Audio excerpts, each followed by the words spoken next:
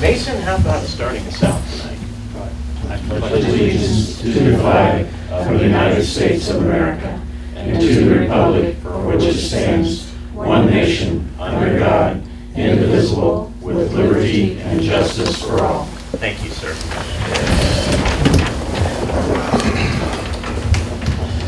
All right. Did everyone have a chance to look over the minutes from December the 19th? If so, I would entertain a motion to approve the minutes. So moved.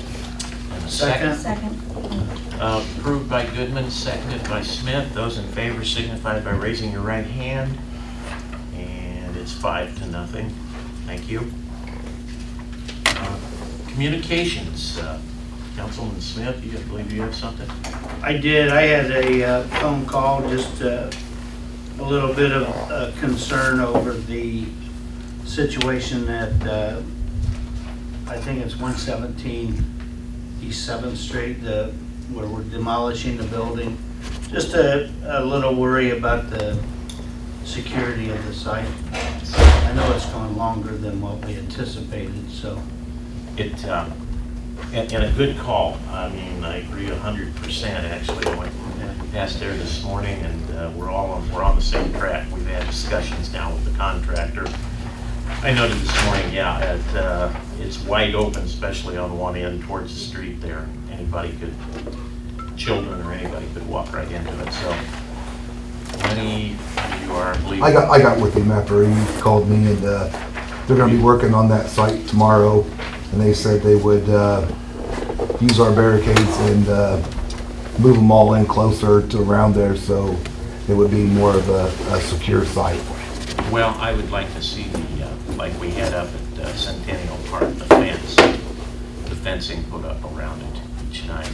So, now, he has told me that the project will be completed by the end of this week, right? That's what they told me. Okay, okay.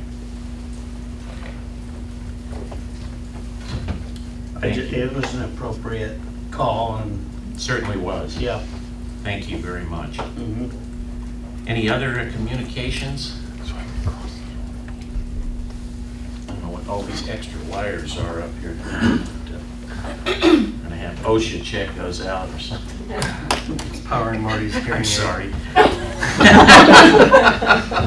Right turn by. I know. Okay. You're getting pretty good. I like that. Public hearing. We'll open the public hearing now for additional appropriation from the rainy day fund for the 4th Street project, and that would be resolution 01-2018. Shadi, you want to give us the update there on that situation? Yes. This is now the public meeting. Yes, this is just a follow-up from our December meeting. Councilman Garrett and the rest of the council, this was on the 4th Street improvement project, and we had discussed using the rainy day funds in order to complete the project from the railroad to State Road 25, using, rather than piecing it out, which could potentially increase it to, according to the engineering, anywhere from 10 to 20% additional cost per segment if we move it out. So in order to do this, Councilman Garrett had recommended that we do everything this month. So that's what this is. I have to advertise an additional appropriation, do a public hearing to add $876,000 to the professional services account in the rainy day fund to expend it. If you approve the resolution tonight, I will send it to the DLGF for final approval. We can't do anything, which obviously we won't be spending any money out of it until construction starts. And at this point, Randy, I believe we are still on target for the April for bidding. We'll have to put the bids out and all that stuff. But my instructions at the last meeting were to just have everything done for January. So we have the additional appropriation resolution as well as a fund transfer, which I had discussed at the last meeting, transferring some funds from the MVH fund over to rainy day to kind of help a little bit so we don't deplete that all the way down, which we'll still have $300,000-400,000 in the rainy day fund after this. And this is only if we expend all of it. I mean, this, again, the project cost included a 20% contingency, so we probably are not going to be spending that whole $876,000, but it's there if we need it, just in case. And of course, the bids be completed by April to satisfy the Community Crossroads grant Correct. situation of $360,000 there. Correct. Okay. Or 670, yeah. And you're saying whatever is not, if there is money not spent, that will stay in the rainy day fund?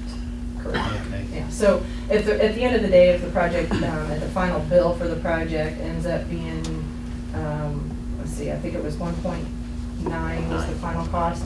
Let's say it ends up being 1.6, that 300,000 will stay in rainy Stay day. rainy day. Correct. Any comments, questions, or thoughts?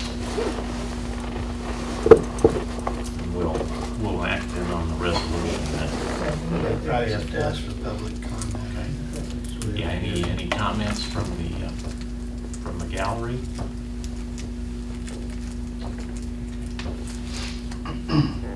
Nothing from up here?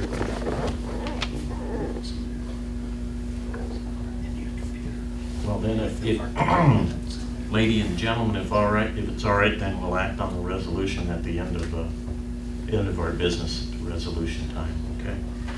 I would entertain a motion to close the public meeting. So moved. Second. Moved by Smith, seconded by Goodman. Those in favor signify by raising your right hand. Again, 5-0. Public hearing is now closed. Okay, new business. County letter of support request. We have Commissioner Brian Lewis here from the county to speak to the letter of support for the jail situation. Would you like to step up to the podium?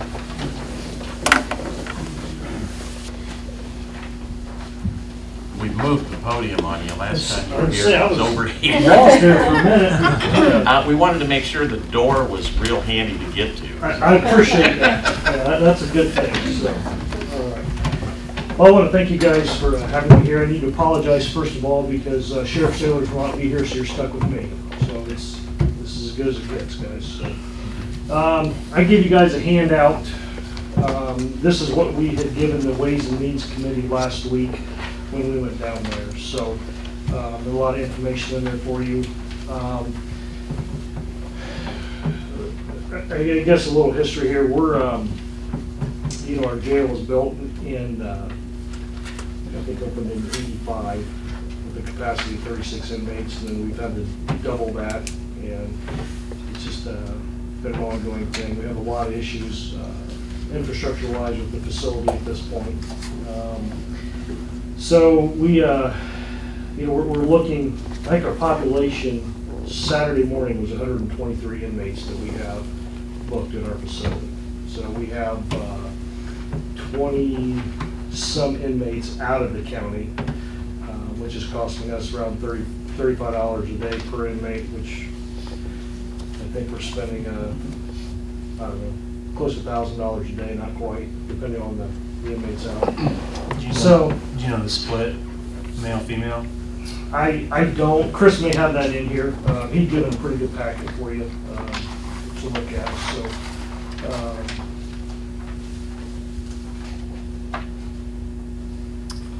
yeah, I don't see it right off the bat, but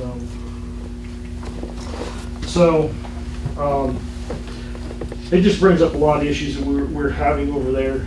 We have a lot, like I said, with the population. We're having trouble segregating prisoners, male, female, high risk, medium, low. We cannot do that except for the male, female. So there's a lot of things that we need to do. We're looking at, in here, the second page in here is the letter of non-compliance that the jail inspector had given us back in September. gives us 6 months to comply with a response to them on what our actions might be. You know, what our we have inadequate space. The jail is understaffed. Storage issues, overpopulation. I mean, we're just there's probably a list. Some of it's not all that big, but the understaffed and the overpopulation are big. So, been looking at, you know, like I said, the infrastructure issues that we have with our building. We've been putting a lot of money in that facility over the last few years. I know this year I think we've replaced half of our heat pumps, and I think they're 9,000 a piece or something. I mean, we spent quite a bit of money on it. It's a 33-year-old facility. So we've been looking at options, I guess. Back in February, we hired DLZ to come in and do a jail study for us. Out of that came some options. I think they were looking at if we would renovate that facility, we could spend between $11 and $12 million just in hard cost.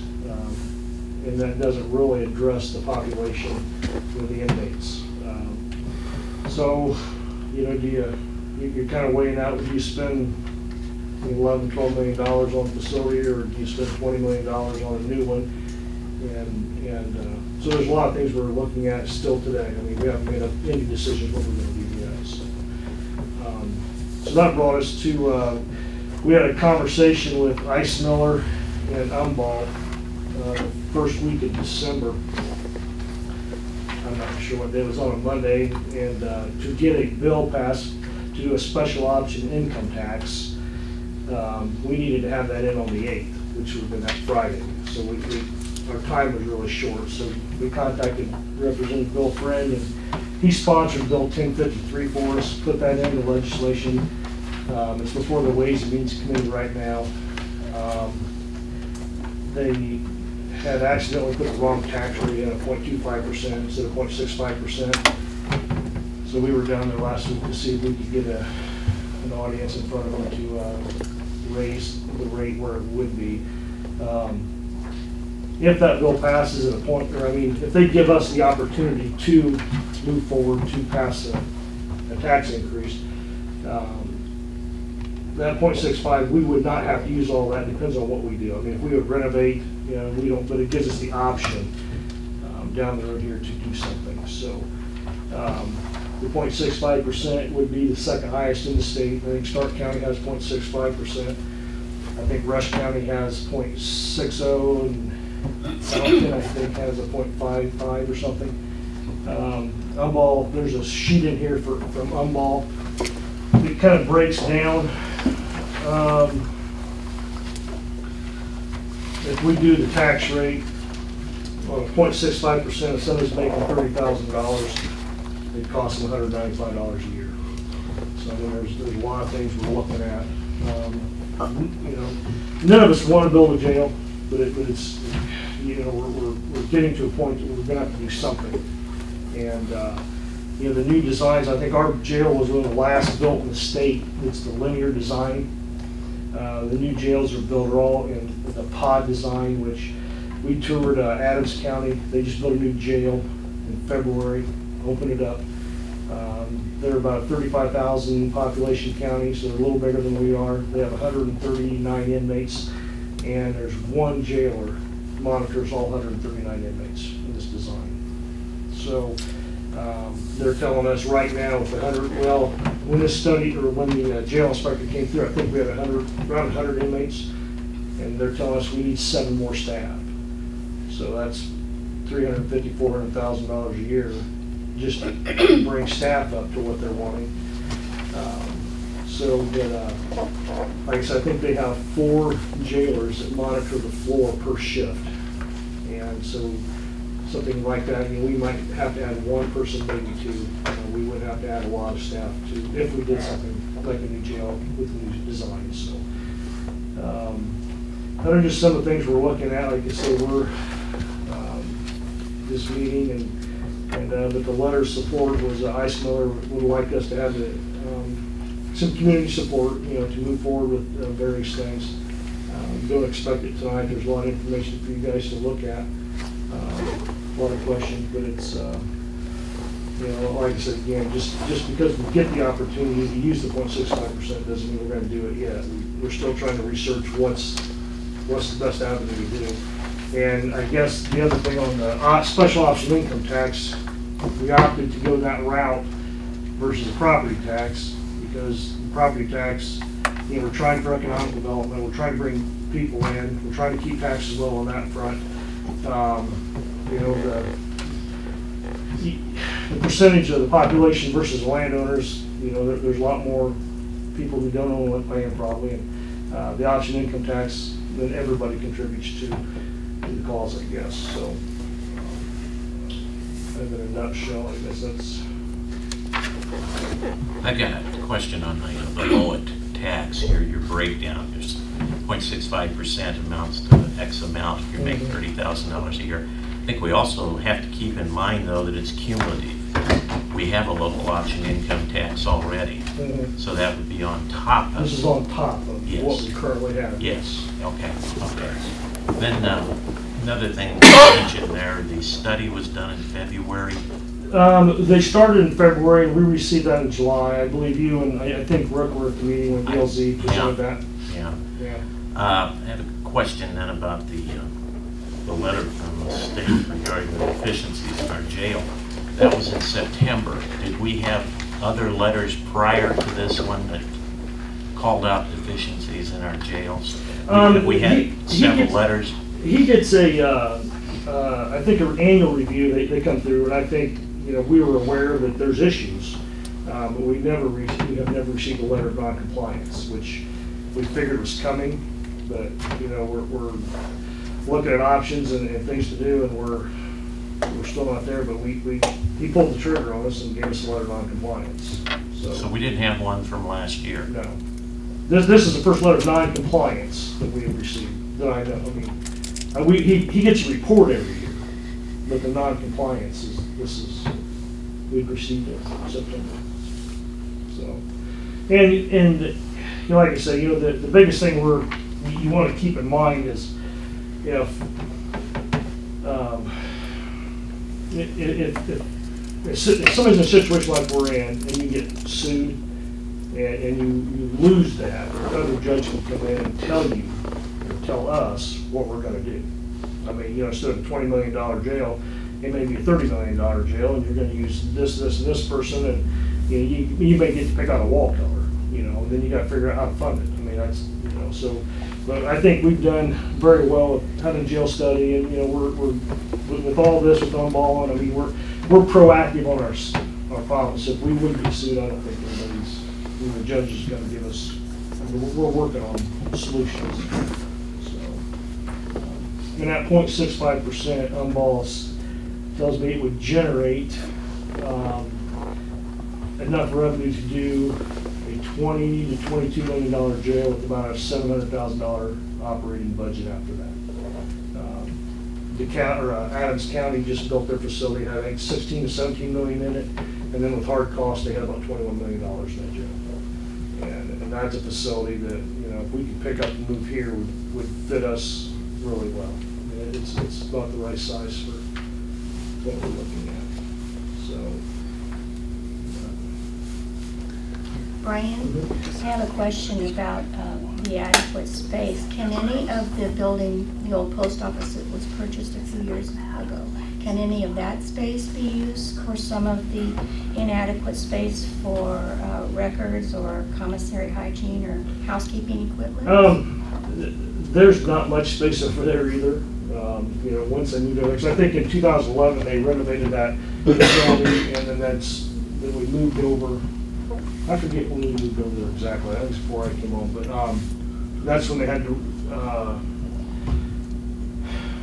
A prior sheriff, I forget where it was at.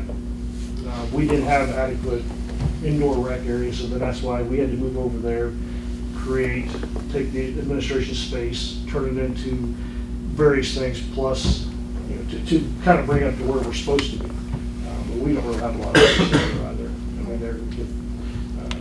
I mean, and the basement's only under part of the building over there anyway. Oh, okay. Yeah, it's not. I wasn't over there. Yeah, it's not a very large space over there. And I'd encourage it, and Chris would love to take any of you guys through that jail and tour it, and just to see some of the issues we're having, so. I would suggest that as a group. I Yeah. think we just ought to go through and take a look.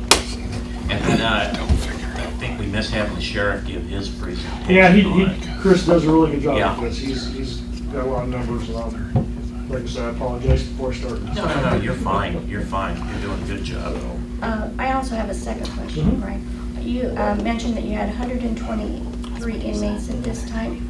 Of those inmates, are any of those out-of-county inmates that have been brought to Fulton County to be housed? No, I mean. Those are all our They're all Fulton County? ours. Okay. Yeah, because we're looking for space. I think Chris had called Stark County several months ago, and we had 18 or 19 that we needed to house. They said, yeah, we'll take them. Then we went to do it. He said, we're all full. So we have, I forget how many we have, 10 or 15 up in Steuben County, north of Fort Wayne. I mean, you know, so we've got them a little bit of every place right at the moment. But we don't have, but of the inmates, none of them are inmates that are staying here from another county. No, we're not being paid for any, I mean, they're all ours. I know there was a time when we used to do that, that's Yeah, why I was asking. Yeah, and that's, yeah, luckily a few other jails have that for us, because, you know, I think we're at the point right at the moment, unless we can find someplace to house them. Chris is probably thinking, I don't know what to do. He's like, well, we can't take any more inmates. I mean, we're, it's, you know, and I know that the courts have a role to play, and I think that they're working on solutions too. But, you know, out of we have 76 general population cells. I think there's 87 total with medical and special holding and stuff. But, you know, out of our 76, by the state standards that we have to operate by, we're only supposed to have 80% of that. So we're only supposed to have 61 inmates. And, you know, that way you can move inmates around and segregate them, and we've never been able to do that. In your projection forward, will there have to be a new site purchased for this new jail? Or if we would build a new jail, we would have to use it. Yeah, we don't have the footprint. I had the architect were kind of, they built Adams County. I had him overlay that jail on our site, and it's just, we have no room. We're landlocked where we're at. We have the alley behind us, which is a main transmission line for everywhere. NIPSCO or Duke, they'd never want to move it, and so we would have to, if we build, we'd have to go outside someplace. The architects, I think all of them are saying you need between 5 and 10 acres to do, you know, so you have the room to do what you need to do in a future expansion down there. So.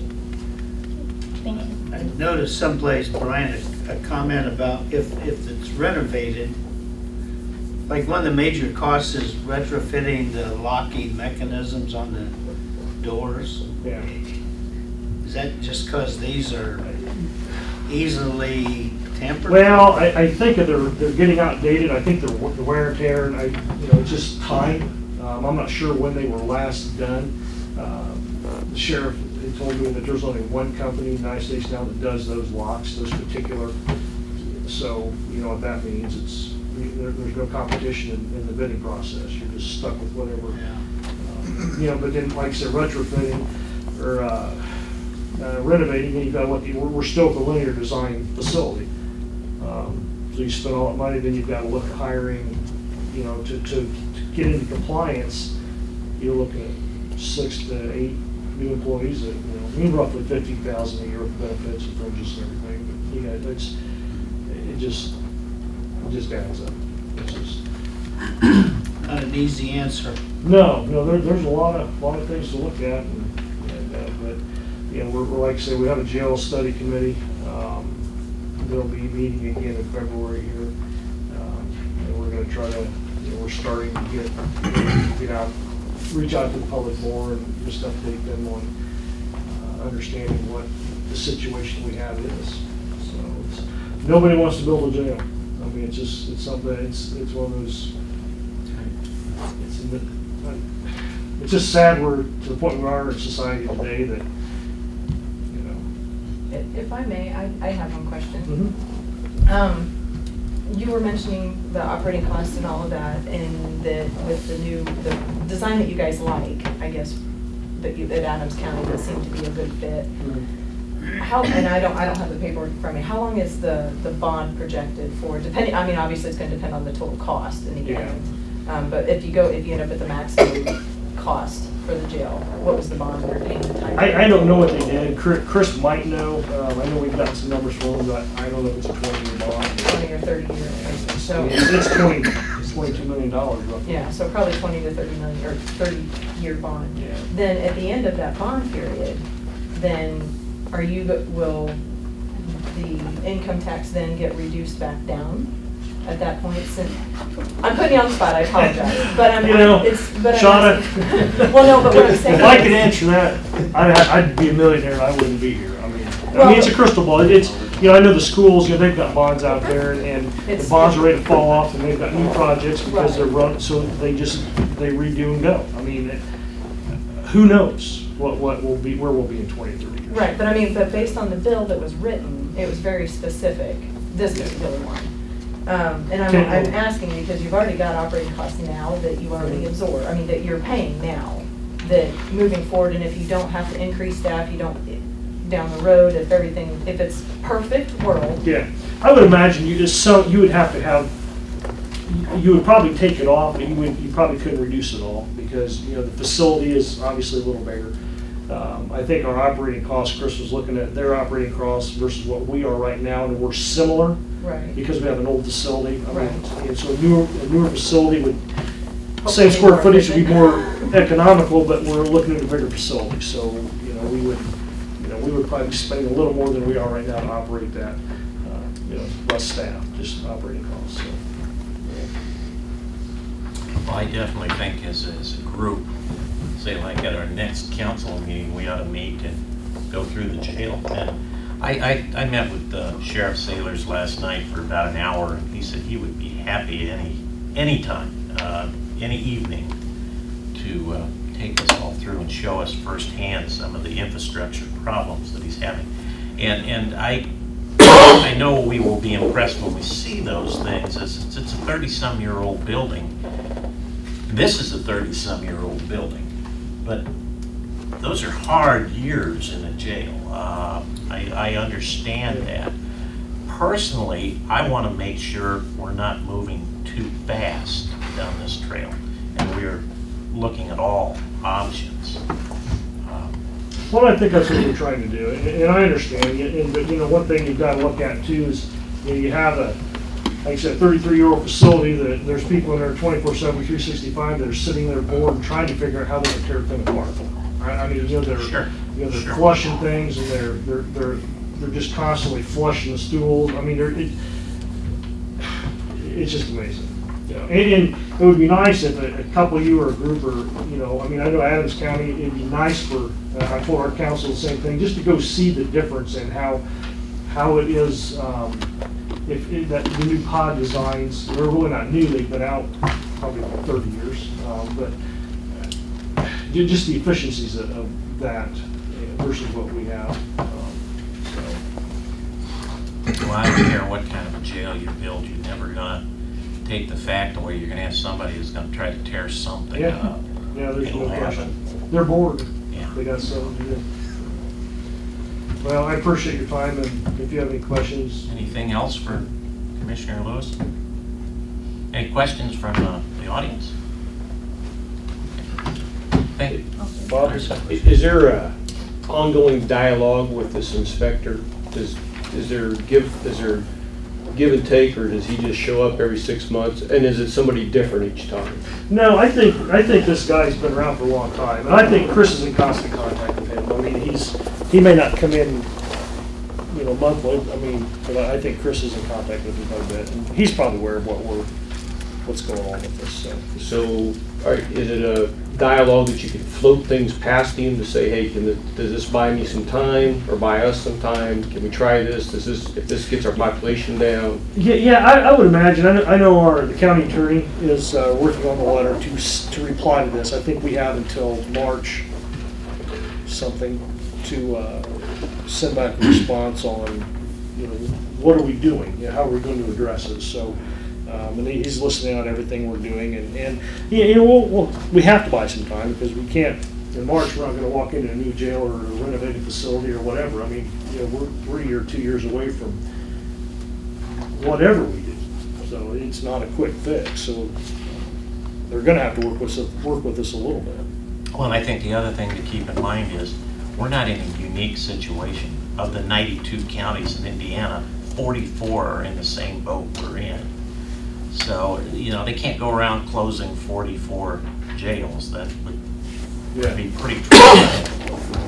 Well, it's something too, at what point do you stop throwing good money against bad? I mean, you're just, you want to, look out for the taxpayer and be fiscally responsible, and you keep throwing money at something that you maybe should have stopped 5 years before you did and saved the taxpayer a lot of money in the long run. There's just a lot of things to look at, so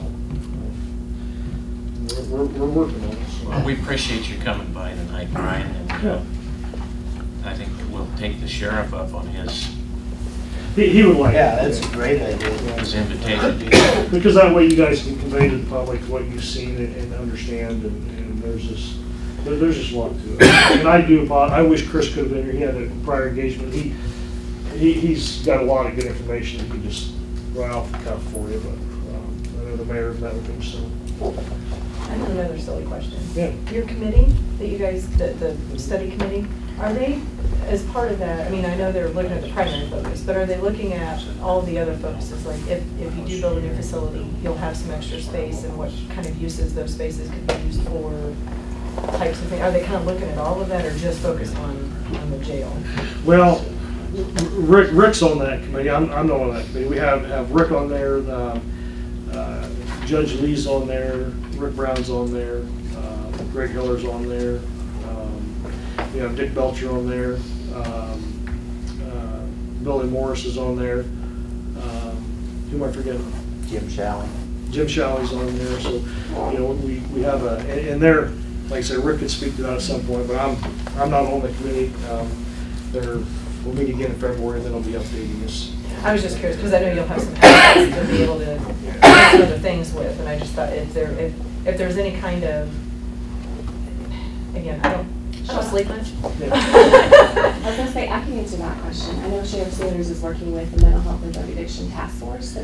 Yes, I'm aware of that. Yes, That's where I'm headed with this. They're looking at, I'm assuming he's giving suggestions that they are researching to the team. That's what I had. Yeah, it's nice. I mean, I hate to keep referring to Adams County, but I mean, if you go through that facility, they've got a large classroom in there, and they've got room to do various things. And then the jail is obviously they have some programs too.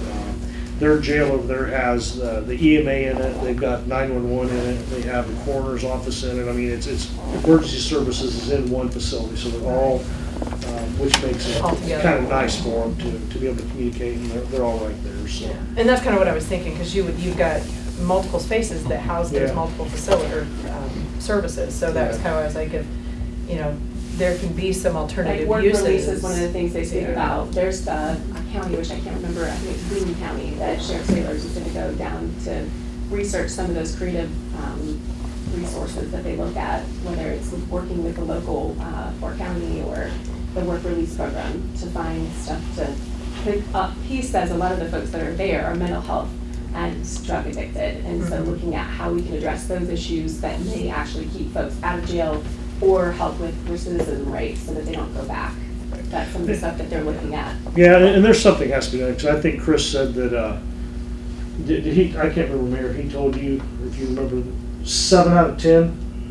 It's a revolving door coming in. Yeah, I mean, 7 out of 10 are repeats. So you have to, it's not like they're new people, and if we could educate them and maybe help them. Yeah. Well, I was gonna say, yeah, exactly. And the Finding churches that, are coming how do we alongside, keep, yeah. how do we keep them from coming back? Yeah, and I'm kind of excited about what's going on. I mean, he's getting a lot of help, and there's some donations, and there's a couple of churches. I mean, there's some Celebrate activity. recovery. We had that conversation at our HR at the Fulton County Human Resources meeting, is that Jason C., the chaplain at the hospital, said, hey, we've kind of got this going on, and was trying to get a feel for employers, you know, how do they fit into this as far as opportunities for these folks as well. So it was interesting to hear that side of it as well. Okay, I'll be done picking on you. Yeah, you're fine. Anybody else? Hasn't there been a shift? I mean, when the jail was originally designed, weren't inmates there just temporary? I mean, they were out there until they were sentenced, and then they were sent to the state facilities. In 2013, the state legislature did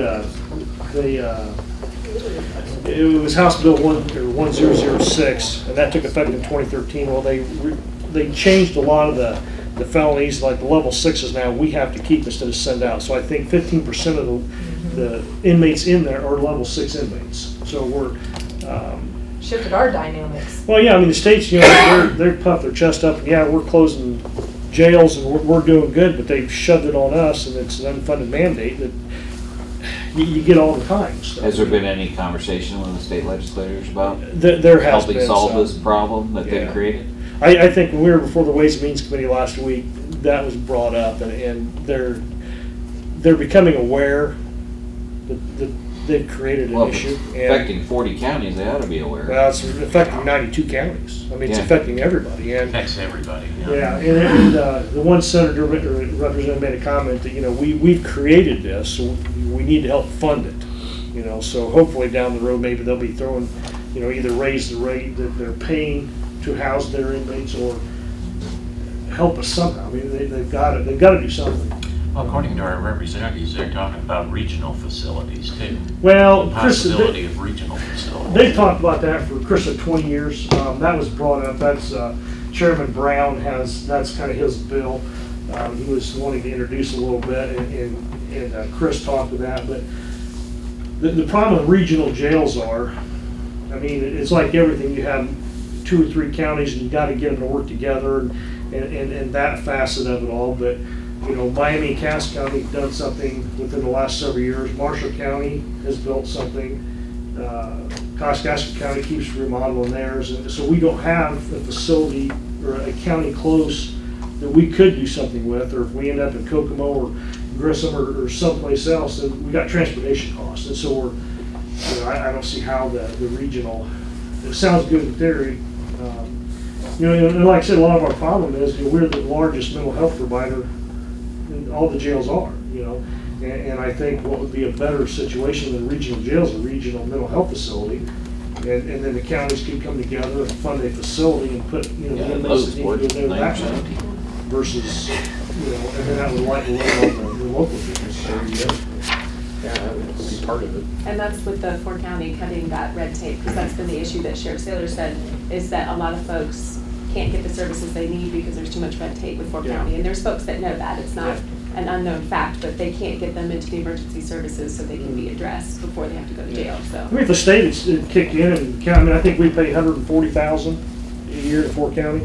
You know, if you have 2 or 3 counties, 4 counties, you know, here's our contribution. It would might go a little ways if the state helps. So there's a lot of things to weigh in, but. What is your timetable, Brian? Have you guys looked at a Gantt chart of what you're looking at from passing of 1053 to implementation to design, all of it? To what are we looking at? How long will it probably take 2 for years. this to go through? Well, they're supposed to run it through this week. I think they had a short session and Wednesday or Thursday. I think they're done, maybe Monday. And if it goes through the Ways and Means Committee, it'll go to the House. And apparently, whatever, I mean, this is all new to me, but if it goes through the Ways and Means Committee with an approval, then the House will pretty much pass it. So. And do they need a majority of the 24 Ways and Means folks to get it out of committee? I would assume, or like I said, last week was my first trip down to sit in front of a committee like that is pretty interesting, so. And you got to Encourage everybody. use it, right? Once they okay it, then you got to have it started, or say you're gonna use it, or what you're gonna do with it by Yeah, January 1st of 1 next year. year. Yeah, we can start collecting revenue in 2019, so that can help through the construction process, all the pre-construction stuff if we need be. And it'd be 2 years before we move into the jail at least. I mean, if we started today, I mean, it's not like a house. So can we survive for 2 years? We're gonna have to figure out something, yeah. I mean, it's a big problem. Yeah, we have 2 years, and yes, I think when Chris took office, I think he had it's either that or it's another part to have 50 some inmates, and in beginning of this year he had 97 average daily population. And it's just hopefully the courts can do something to take some pressure off of it. I will say, on our committee, we've got Judge Lee and Rick Brown on there, prosecuting attorney, and they wanted some time, that's the reason why we meet until February. They wanted some time to study some programs to see how they could reduce, do some alternative sentencing, do some home detention, some, work release or whatever, study the numbers to see, make sure we just ain't, going up now and then we'll come back down, or what they can do with them, so. They are looking into. These places around us who built large jails that are within 50, 60, 70 miles of us, are they taking prisoners of ours? Are we able to give prisoners off to them? I forget, like I said, we have close to, 15 or 18 up north of Fort Wayne, and we have some closer. I can't remember where Chris said he had them. But there's, like I say, Stark County just built a new jail not too long ago. I forget their capacity, and they can't take it. I mean, everybody around, I don't know where it's headed. I mean, everybody's getting full. I don't think that's 2 years old over there. I don't think so. No, I think they just opened last year. Yeah, but they have brought, capacity. like us. I mean, we need some inmates, some space for inmates, and they've taken other counties' prisoners or inmates. I don't think they're quite 200 beds. I want to say they're 100 or 130-ish. They're probably 150, 175. Do you know what Adams County numbers are? The inmates? Yeah. They've got 139 inmates at the time, and I think it's a 220 bed facility total. I forget what the general population was, but. He was looking at taking federal prisoners, which they can negotiate and pays more, so he can kind of offset his deal. So that's what, if they can take federal prisoners, they don't want to take our local prisoners because they get more money. That's kind of a catch-22. I think you've read their minds on that one, Rick. Let's say we got people in Adams County. Does Adams County deputies drive them down here for court then, or We do. we have to go get them? Yeah, it's then you're hiring another van, you buy another van, which isn't a lot of money, but you got to commit 1 or 2 people just for transport. And then, I mean, it just kind of snowballs once you really get thinking about it, what can happen. I think, if we have, Chris had the number, maybe it's in there, but I mean, we could be spending up to $350,000 a year just to get inmates out of just to house them someplace. It's just, every time you turn, I mean, it just boggles my mind. I didn't take that much time. No, that's fine. Good stuff. Well, I appreciate the time. If you guys have any questions, you guys get a hold of me. Thank you. Thanks, guys. Good job.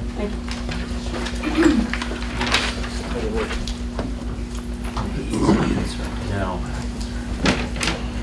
okay, next under new business, discussion regarding our financial support for the area planning department and also the FedCo group.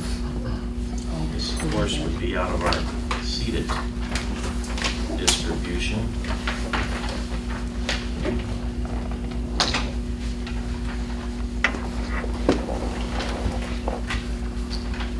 And I apologize, but I believe, did you guys have a spreadsheet included in your packet?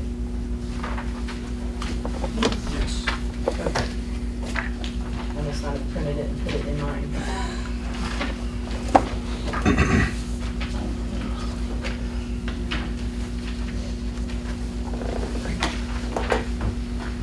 You say you have it.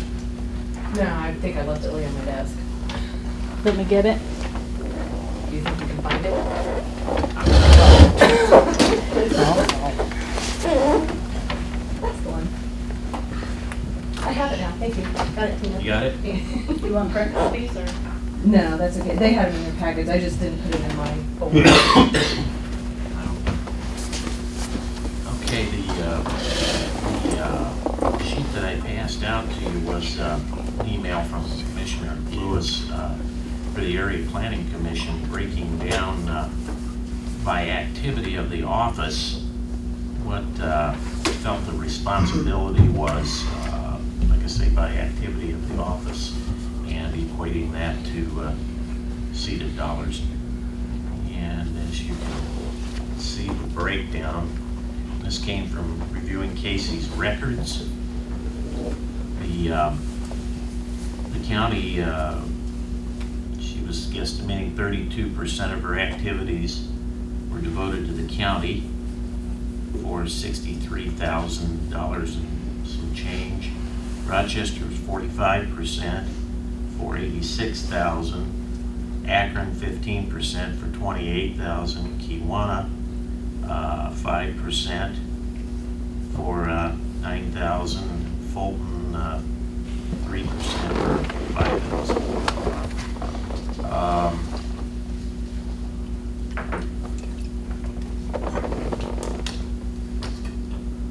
Is this? I mean, this is just looking at the past year. Yeah, this is just the past year. Don't you think those numbers will change quite a bit? If a lot of permitting and construction was done in Rochester last year, it's probably not going to be done in Rochester this year. Right. We asked for a 5-year breakdown and haven't seen anything. No, we discussed it. We didn't Yeah. formally ask for it yet. We discussed having it. Because we needed to verify what information exactly. But I did have a brief conversation with Casey, and she does have a lot of that information from year-end reports, so that we could pull pretty quick. Right. Brian, did you say anything? I've got a meeting I'm gonna meet her in the morning, so I'll, Okay. That See came what out we of our can do. meeting.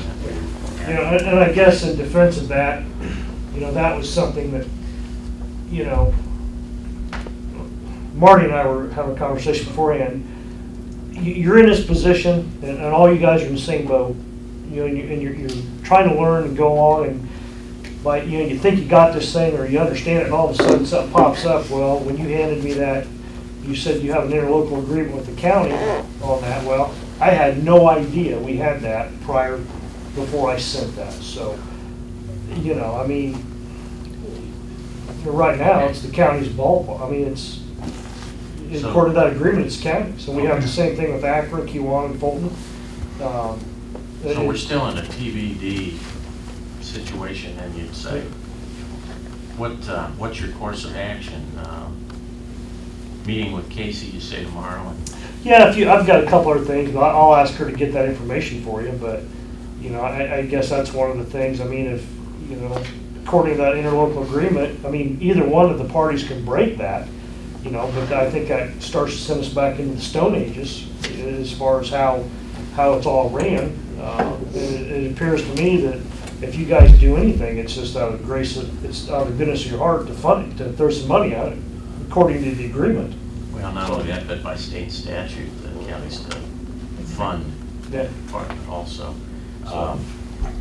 Now, what I know about the interlocal agreement was I was sitting up here as a council person 15 years ago when we entered into that interlocal agreement, and the process there, we were eliminating the building inspector and the building department from the city, and Casey had just come on board and had written the zoning requirements for the county, and the department was established, and decided to turn everything over for the area planning to run, to take care of the Rochester zoning issues and inspections, so that the department was eliminated. And yeah, that interlocal agreement said it was for no cost.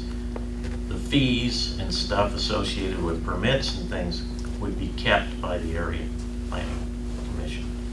So that was how the agreement kind of went. But you're right, it said it could be broken at any time by either party. And then by state statute, discovered that the county is responsible for the area planning group.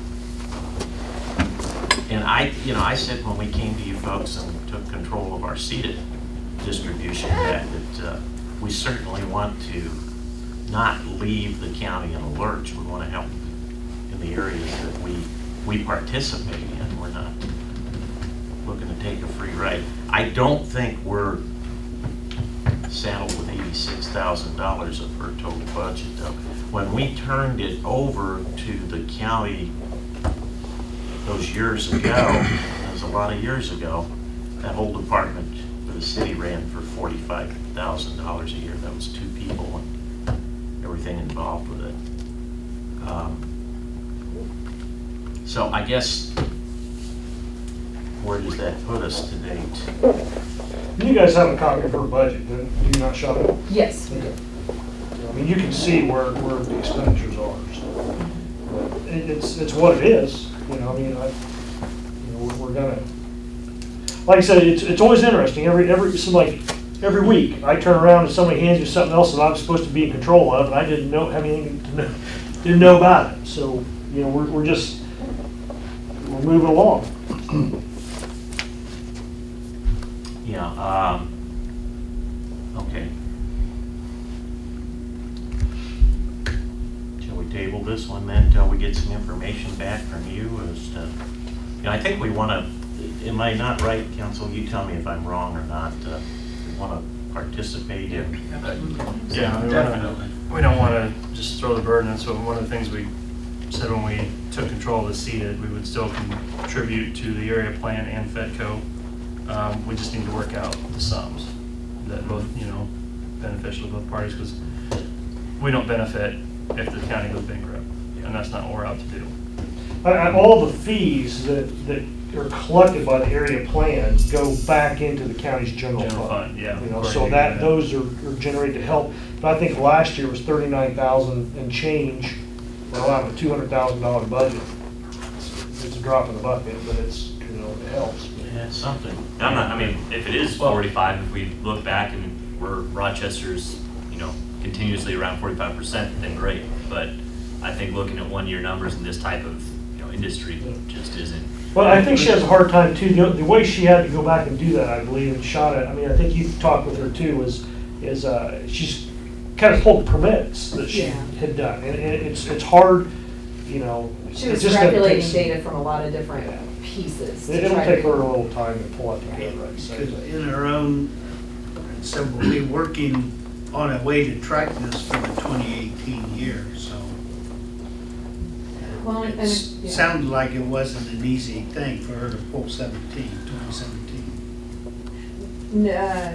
Well, the data that was based, I believe, off of 2017 information up through October.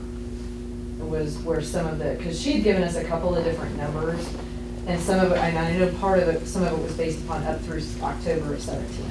And then I believe she went back to some of the other data that she sent to me and the other clerk treasurers was 16. So I do have some of the 16 data, but I don't know that it's identical to what she, because like I said, when I talked to her, I knew she was pulling permits and costs and expenses. She was trying to do her due diligence to try to give the data that everybody was asking for, and she had a lot of us coming at her at one time asking for information. And something else to keep in mind too, just kind of a brief history of when the area plan was started, I believe that it was paid for out of county general. It didn't get shifted over to being paid out of seated until recent years with state legislative changes and things like that. Yeah, they were able to do that. Right, so that's why it's receipted into, her expenses come out of the edit fund, revenue goes into county general. And that's why it's just because, and so the way you can't just receipt revenue into the edit funds or back into edit, so. And then, and the other thing to keep in mind, two things, is just like the permits, not only those fluctuate from year to year, and depending on the type of permit also fluctuates. So therefore, the revenue coming in can fluctuate based upon the types of permits. And then, so the numbers, if you're looking at them, if you try to get an average of what those revenues might look like per year, that's kind of what you got to base it on, because one year it's going to be higher, the next year it's going to be lower.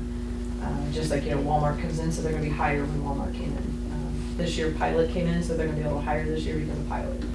Next year there may be, or 3 years ago, there may be nothing other than house remodels and fences and things like that.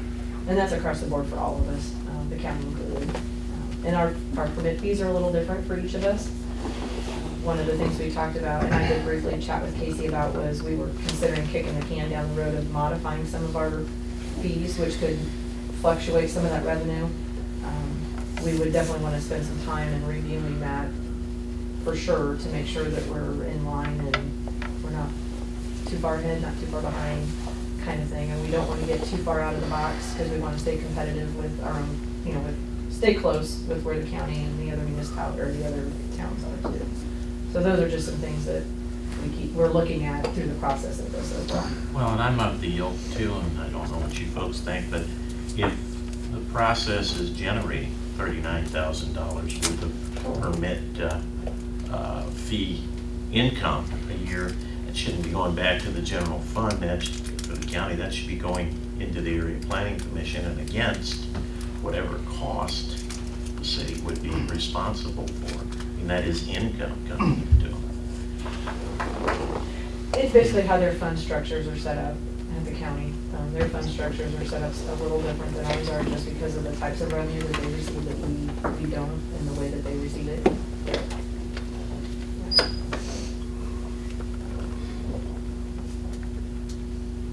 Okay. Shall we table it till next meeting? Do you need a motion? Yeah, then why don't we do that? I'd make a motion to table the finance agreements and support for the area plan and FedCo.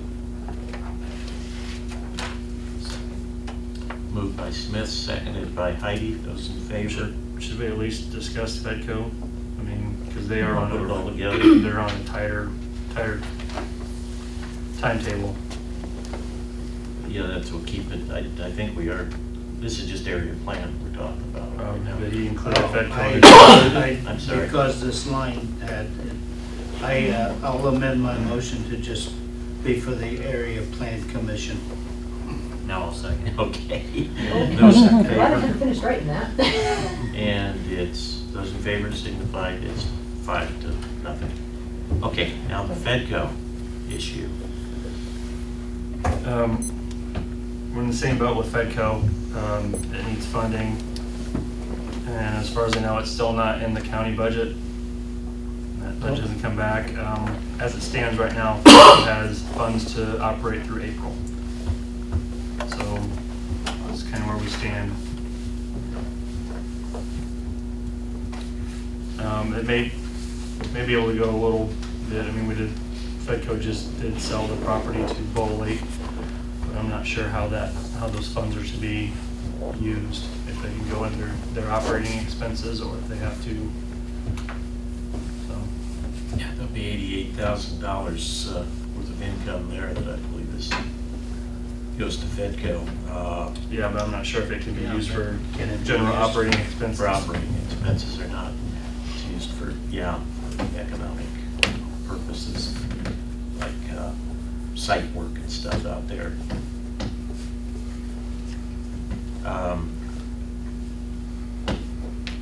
I know economic development has been a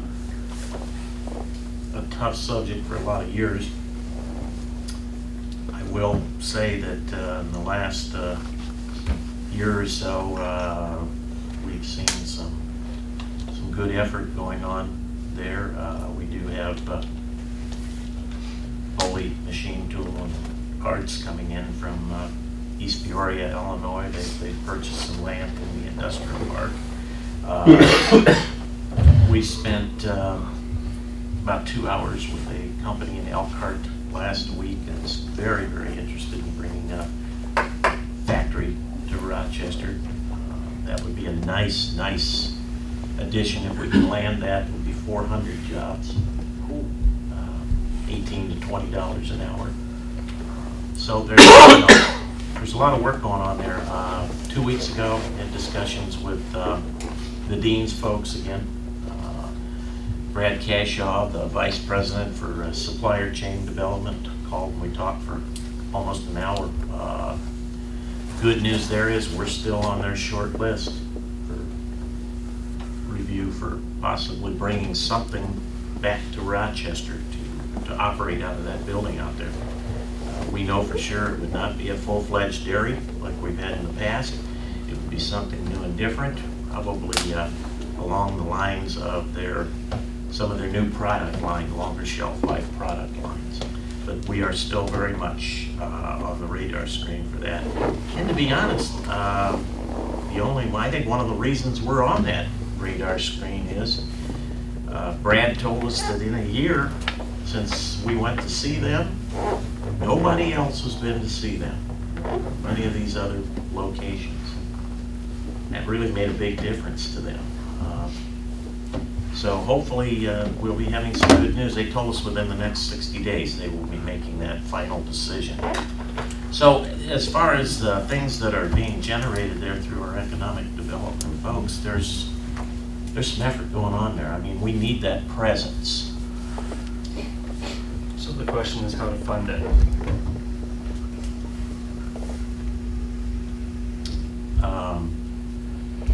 Now, since we've got you here tonight, Brian, we're going to take advantage of it, you and Rick.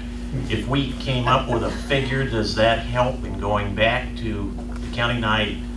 You guys haven't heard back from the state on your budget yet, right? No. Yeah, we haven't either. But would that help for you to have that figure? This is what the city's... I don't know. Okay. I think, like you said, Mayor, that there's been a lot of concern over the years with Fedco. I don't know if I've mentioned this is nothing new to you and Terry and some of the executive board. I feel, and a few others feel, there needs to be a change. There just needs to be some change with Fedco. Some structure, or so. They're just. I think you made the comment, when you come for the seeded money, that was 20-some years ago or whatever, and things change, at times, and I think Fedco may be at the point where they need to look at themselves and address some direction, and see, I know there's a lot of concern, even in the community. So I don't know, I've kind of been waiting for the state budget, or the state to get back on our budget. Talk to you guys. I need to sit down, get a meeting with the council and the commissioners together, kind of get a good feel for where they want to be. So I'm not sure what kind of weight that'll carry. And what we'll do, we have, with losing the seed of money, and I'm not saying it's a bad thing. I personally think it's a good thing. Because I like the communities to have their seed of money so they can understand where it's going.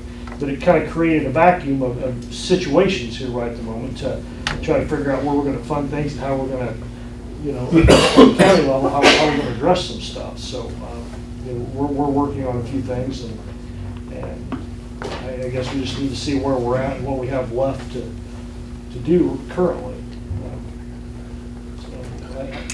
I don't know what Rick, if he's got any other, that's kind of where I'm here was our end. See, we're scheduled to meet again in February 2nd. Have some discussion or anything at that time. Could, I don't know if I'll get with the council, our council commissioners before then, but yeah, we can discuss and kind of see where we're at. Has the Fedco budget for 2018 been proposed? Yeah. Do you happen to know that figure by any chance? It was 197? Or did they ask? I think that's what it's been 210? for the last. It's been this is the 197, third year I they think do they asked about for 210. 197 change. Yeah, it's been pretty consistent. Yeah. Have we asked at all for that to be looked at and see if there's places that can be? We have Looked at not closely. officially done that, no. So, I'm not sure when it was, 2013, 14, someplace right there, that, I think they went from like 146,000 to 100, or 100, I think they had a little jump, and then they had a pretty big jump. And I can't remember what year it was, so that's, I don't know what the big increase was, but, Was Terry the economic development Mhm. director then? yeah. When that happened, you Yeah. know? Yeah.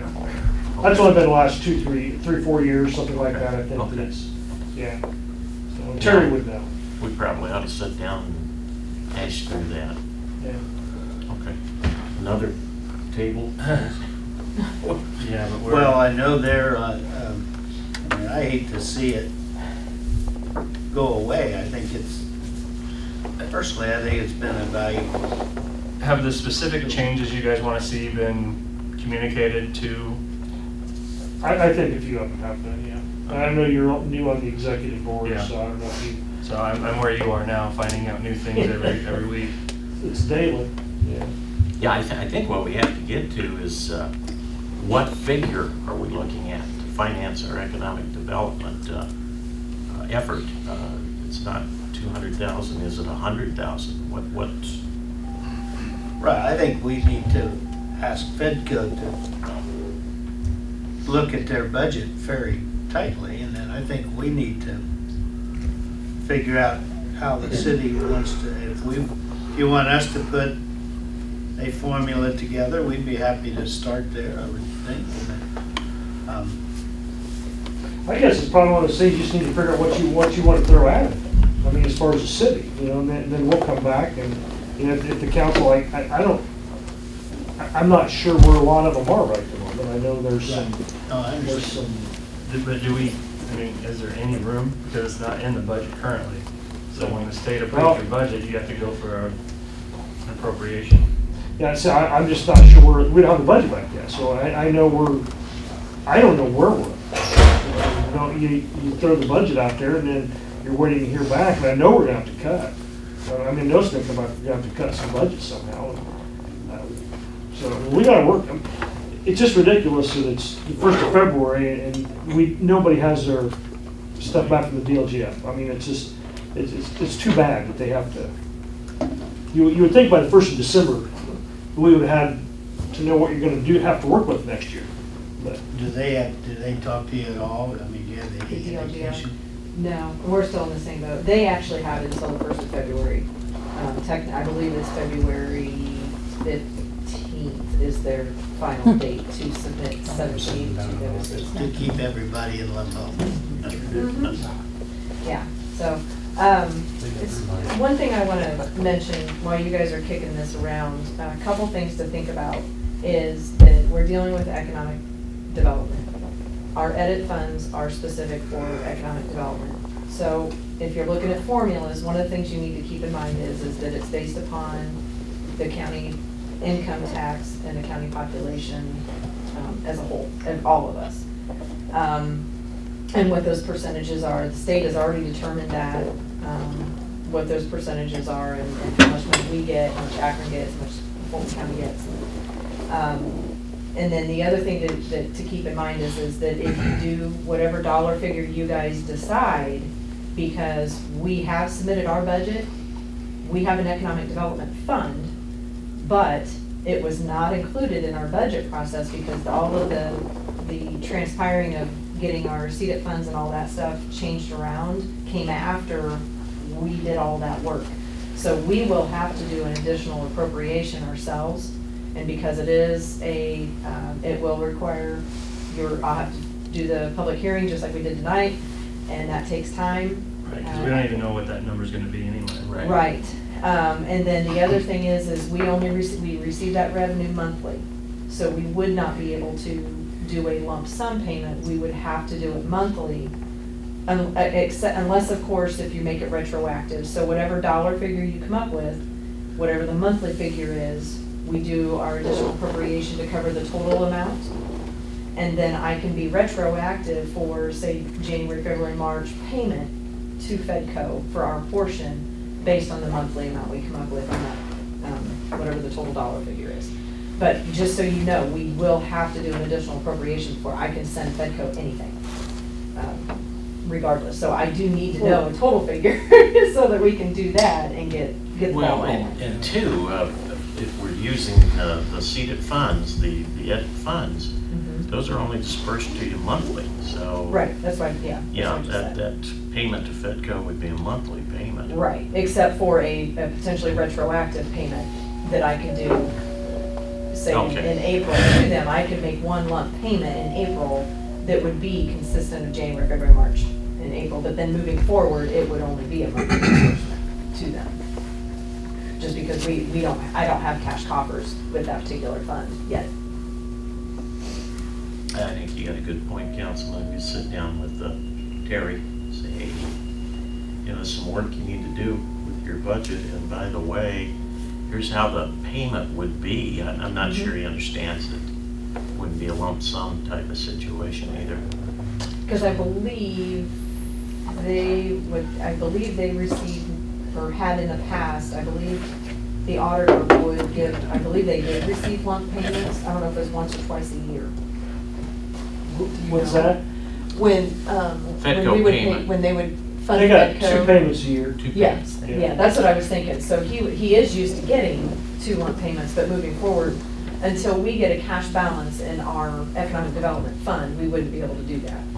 Now, down the road, it might be able to be changed, but until, we would have to make monthly disbursements just because we don't have a cash balance sustainable enough to give them a substantial payment. Brian, there, did you guys, when you made a comment about the sale to Boley, that 80,000 plus, I mean, now that is supposed to be used strictly for development back there, right? I mean, they cannot use that money for operations? I don't know, I don't Because I think that's a big, that's a big concern with a lot of people out here is, and I think that's something that needs to be changed a little bit. I mean, and not knocking anybody or saying any, but Fedco's sending out here, and Fedco is not it is not an entity of the county. It's a private, government entity. it's a vendor for economic development. And I would say 99% of their budget is taxpayer funded money. I mean, I think they get something that, and then they go out here and buy real estate and they buy everything.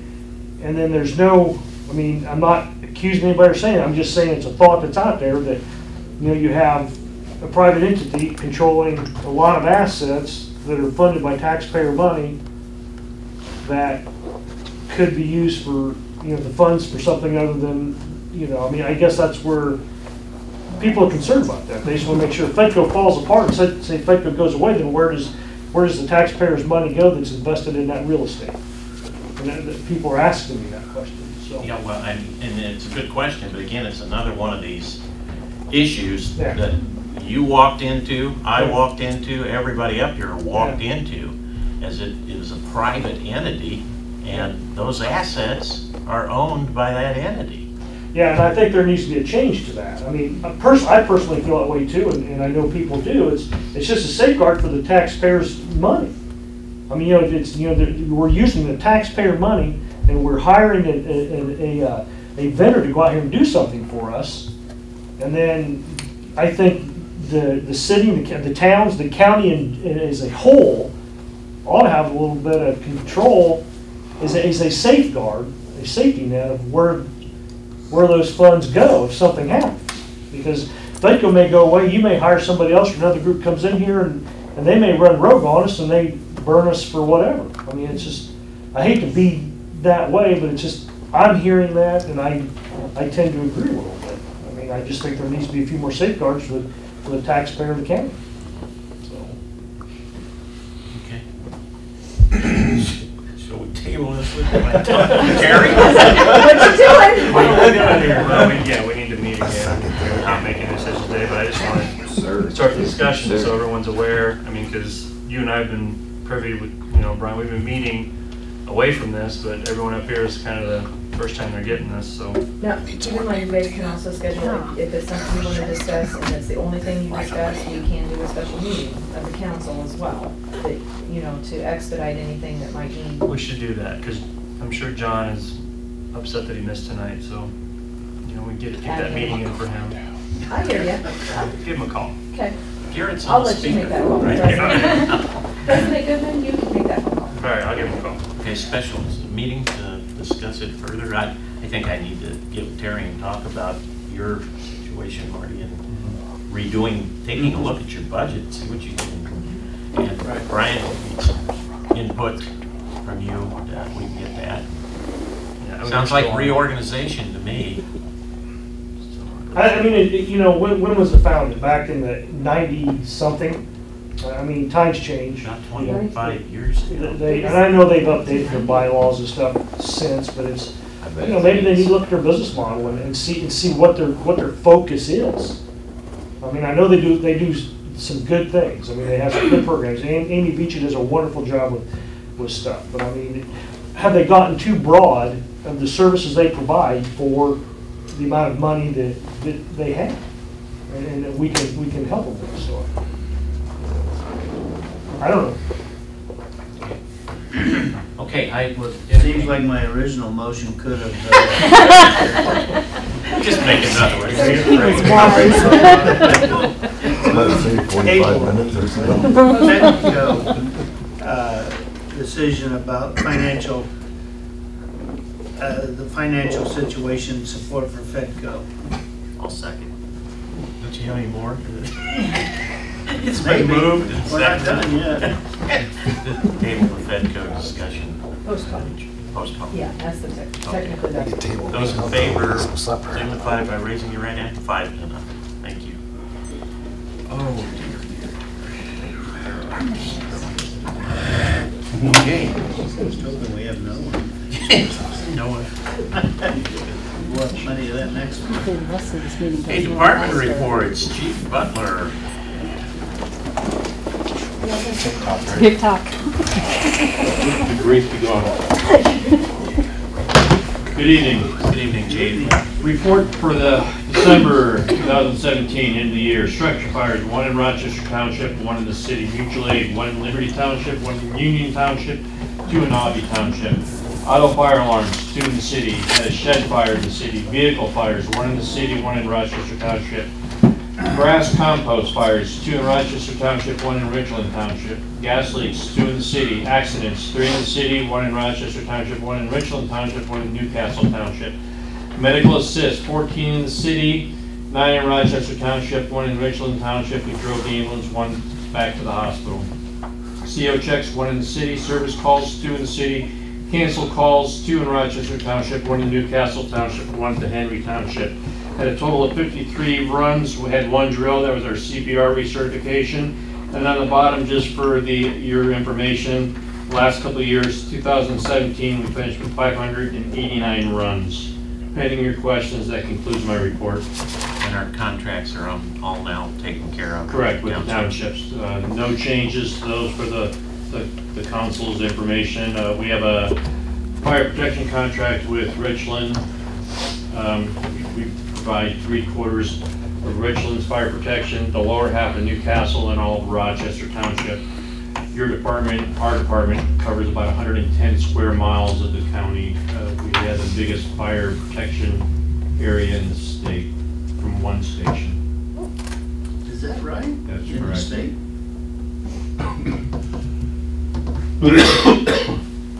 How do we communicate to those citizens in that area who they should call first? 911. Okay. That answered all the questions, that program. We still do get calls to the stations for service. Those are getting fewer and fewer, especially with everyone's got a cell phone, so 911's just the easiest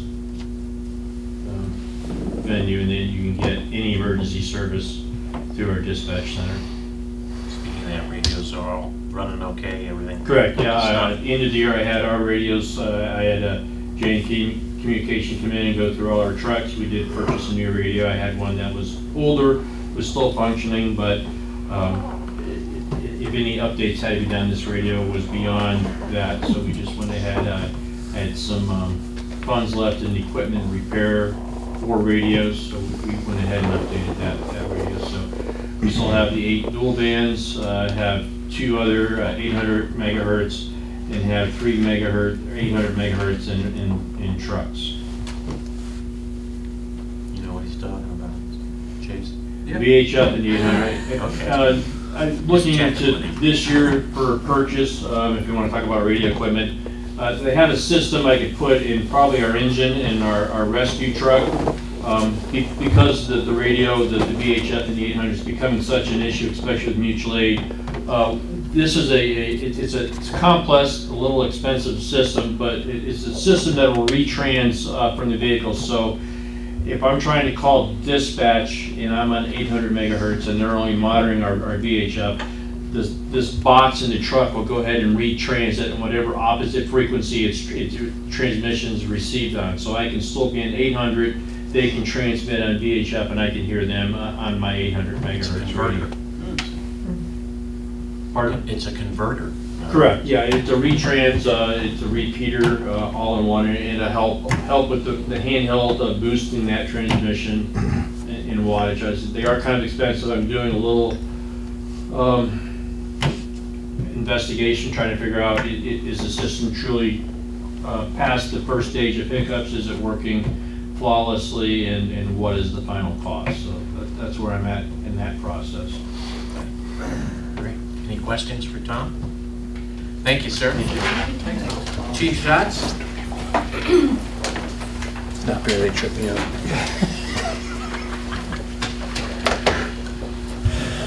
Good evening. For the month of December, we had a total of 28 accidents. We issued 71 total warnings, 85 total offenses, 58 case reports, 652 calls for service, 42 lockouts, 7 towed vehicles, and 26 people incarcerated.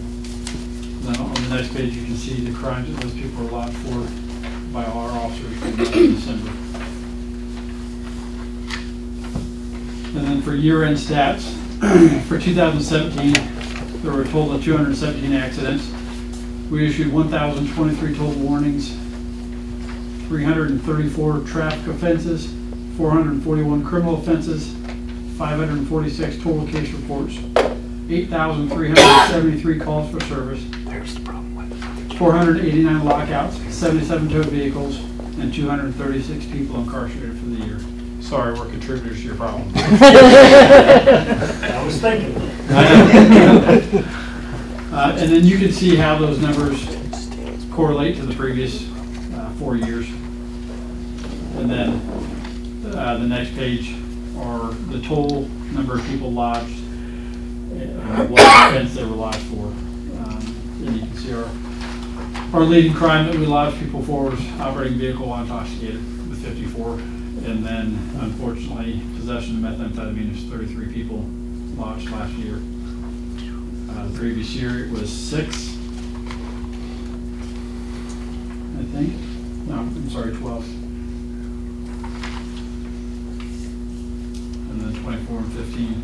I know everyone's hearing about the opioid problem, and it is a problem, but right now meth is a huge problem for us. We're seeing an infiltration of meth. And it's not meth labs. It's not Thanks labs. to these guys, we're not seeing any crystal meth That's what I was labs. gonna ask. Crystal meth, right? This is all ice coming straight out of Mexico Yeah. by the ounces. I don't know the difference. It looks like glass. It looks like ice. It looks like ice. Yep. It comes straight out of Mexico. It's mass produced by the cartels and drug trafficking organizations, and we are seeing a huge increase in the meth trafficking. Is it inexpensive? $80 to $100 a gram. So not really, but that's why we have all these other crimes that are being committed, such as the thefts and the property crimes and and everything else. I would say probably 75% of the people in jail, either directly or indirectly are involved, has a connection to drug activity. I don't know, We just need to shut that trail off. That's the Yeah. secret, yeah. Send this to the board and we'll do what we can. Short of that, I have no idea how to do that. You get I wouldn't live very long. Yeah, Yeah. exactly. I don't, Better stay here. Do we know, where does it come, South End. South Bend? We've got a lot of people out South End to get the meth. South End, Chicago? not much. Heroin. We'll trip up to Chicago to get heroin, but the majority of that's coming from South End also. Fulton County residents are going Yep. to South Bend and bringing it back. Yep.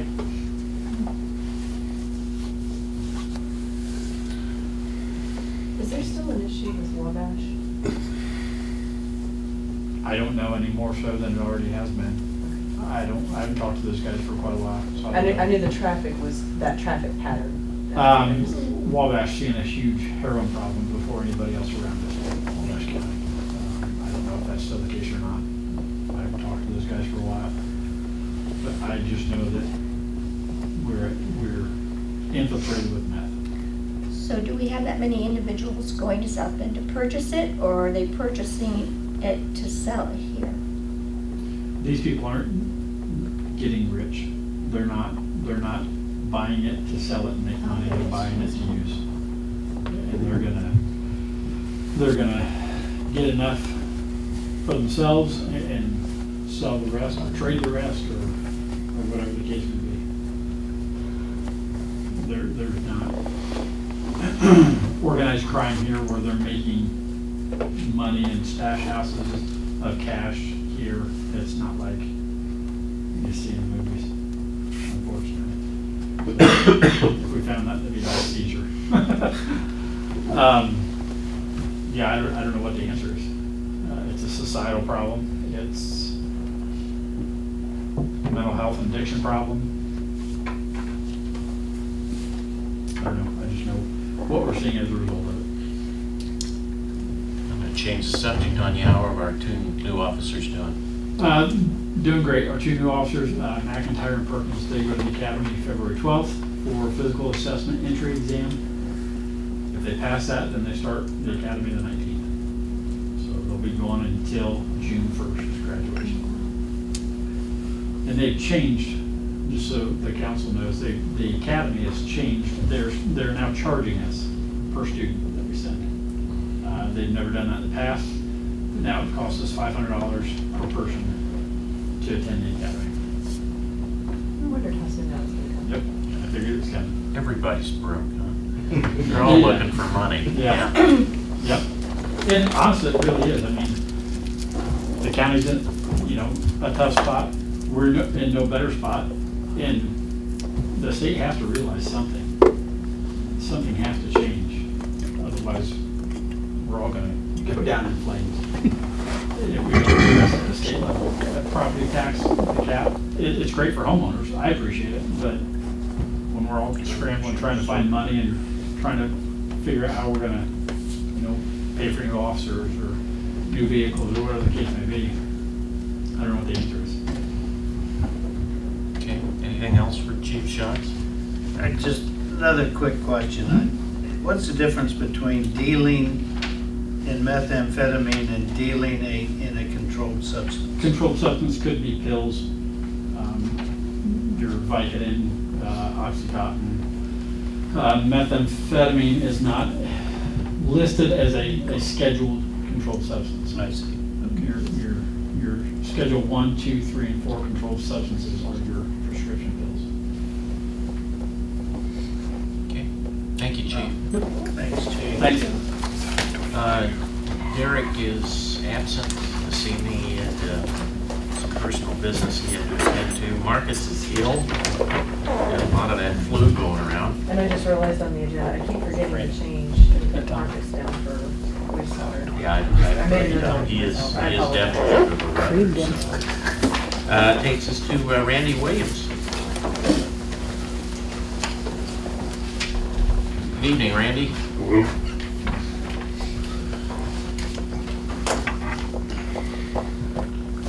The 7th Street Railroad project, we're basically at substantial completion. The only thing left to do is to grade and seed, which they'll do that later on. I did speak with Roger today because Wayne and I went out to look at it, and there's some settling that's occurred, and so we're going to hold back some more of what we pay them. Thank you. Donahue's working on the quote for 4th Street. They found that there's a 10-inch Buckeye line and an 8-inch Buckeye line that's been abandoned that we're going to have to pothole to get a depth on to make sure the storm line will fall within what it's supposed to as far as clearance from their line. Then also met with Duke, their lighting representative. I stuck a sheet in, if you, for the Roush Place State Road 25 intersection for pilot. If you look at the blue is going to be the most direct and brightest lights, and then the red ovals they'll still be lit up, but it won't be as bright as the blue. And I told him we wanted LED lighting. I've signed and sent a proposal back, so they will now come up with a contract and a quote and send it back. If we accept it, then we can sign it, and they'll put us on a schedule to install them. And they will end up then on our... Do we have a preference of the blue over the red, or? Well, no, the blue is just the so lighting. It's both. The area. Yeah. Okay. It's just the area that's lit. Okay. Down there to that area, it is dark. Yeah, Very, it is, very yes. dark. And these 4 LED lights will end up on our current light contract for lights all throughout the city that we have to do. So. Thank you, Randy. Then 117 East 7th, I did call him last Friday, and they did tell me the same thing they told you. They were supposed to have it done by this Friday. Stormwater, we're on hold. City Hall, I'm still waiting on the third contractor for the generator quote. I did speak to NIPSCO today because as far as the input BTUs, they'll have to put in a different meter. And when they do, they'll pull that one out of the basement. But I've got to get back with them because where they're proposing, it won't go there. Those of you who don't know, our generator that was given to us 30 years ago by the telephone company, our diesel. Well, when this building was completed. Yeah, our diesel generator went to pot. Man. Well, it's shot some lightning bolts out across the, yeah. So we've had to get into that. Randy's led that project, and we're going to end up not only with a different generator setup that runs on natural gas, of course, we're going to take all the electric in the back. It's running overhead. Everything's going to be coming in underground. And you hear that hum, Marty? You hear that hum back here? That's going to go away. Ted's most favorite part of Oh, I hate that hum. We're going to teach it the words. Go ahead, Randy. So, unless there's any questions, that's all I've got. Go ahead. Do you know anything about the turn lane? Didn't NDOT approve that turn lane there? They did not. Oh, they did not? They did not. And I was confused then. Actually, we've got gentlemen working on that for us. We haven't given up on it yet. NDOT told us they did the traffic counts, and it didn't warrant doing anything down at Wham. Well, that was before pilot went in. Well, yeah, yeah. Okay, just to clarify, I was sorry. I tell them that as pilot, grew and kept going, that was going to change. But so we haven't given up. We're still working on that. I was putting a pencil to everything the other day, and Randy has become their project manager, heading up all these projects, working with the engineering firms and stuff. He's on 9 projects right now for the city, and doing a great job keeping all the cards in order, and everything's moving along in good shape. And he's always gracious to help us when we call him. He is. You're doing a good job. Thank you. Thank you. Anything else for Randy? Thank you, sir. Thanks, Randy. Thanks, Randy. Okay, Lenny.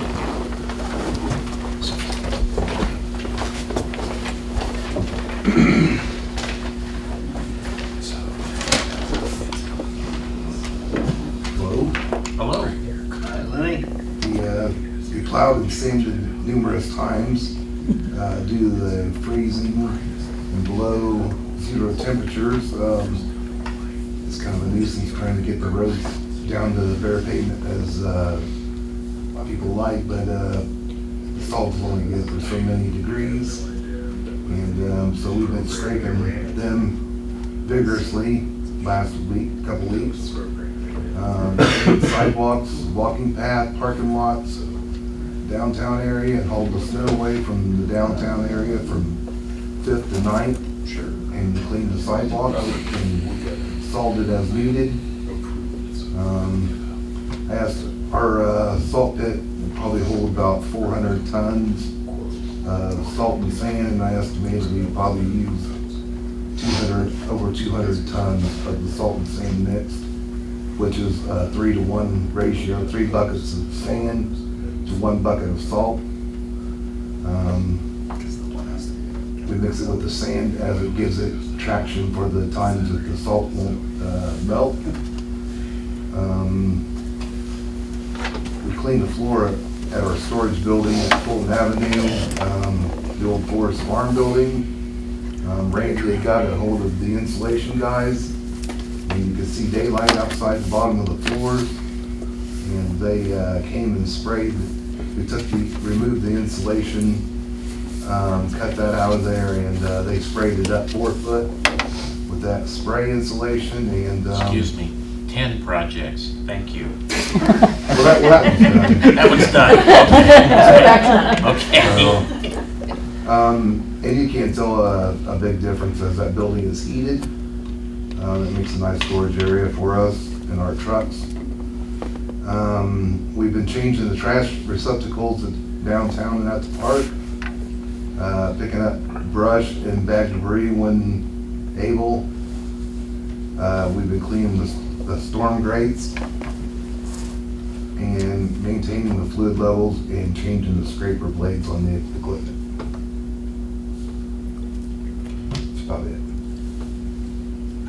Should mention for this group, our park situation, our sledding hill situation. We had an incident on the sledding hill that don't think some of you are aware of, but we had a little girl who, instead of going east and west down the hill, somehow ended up going north and south and flew off and hit a tree.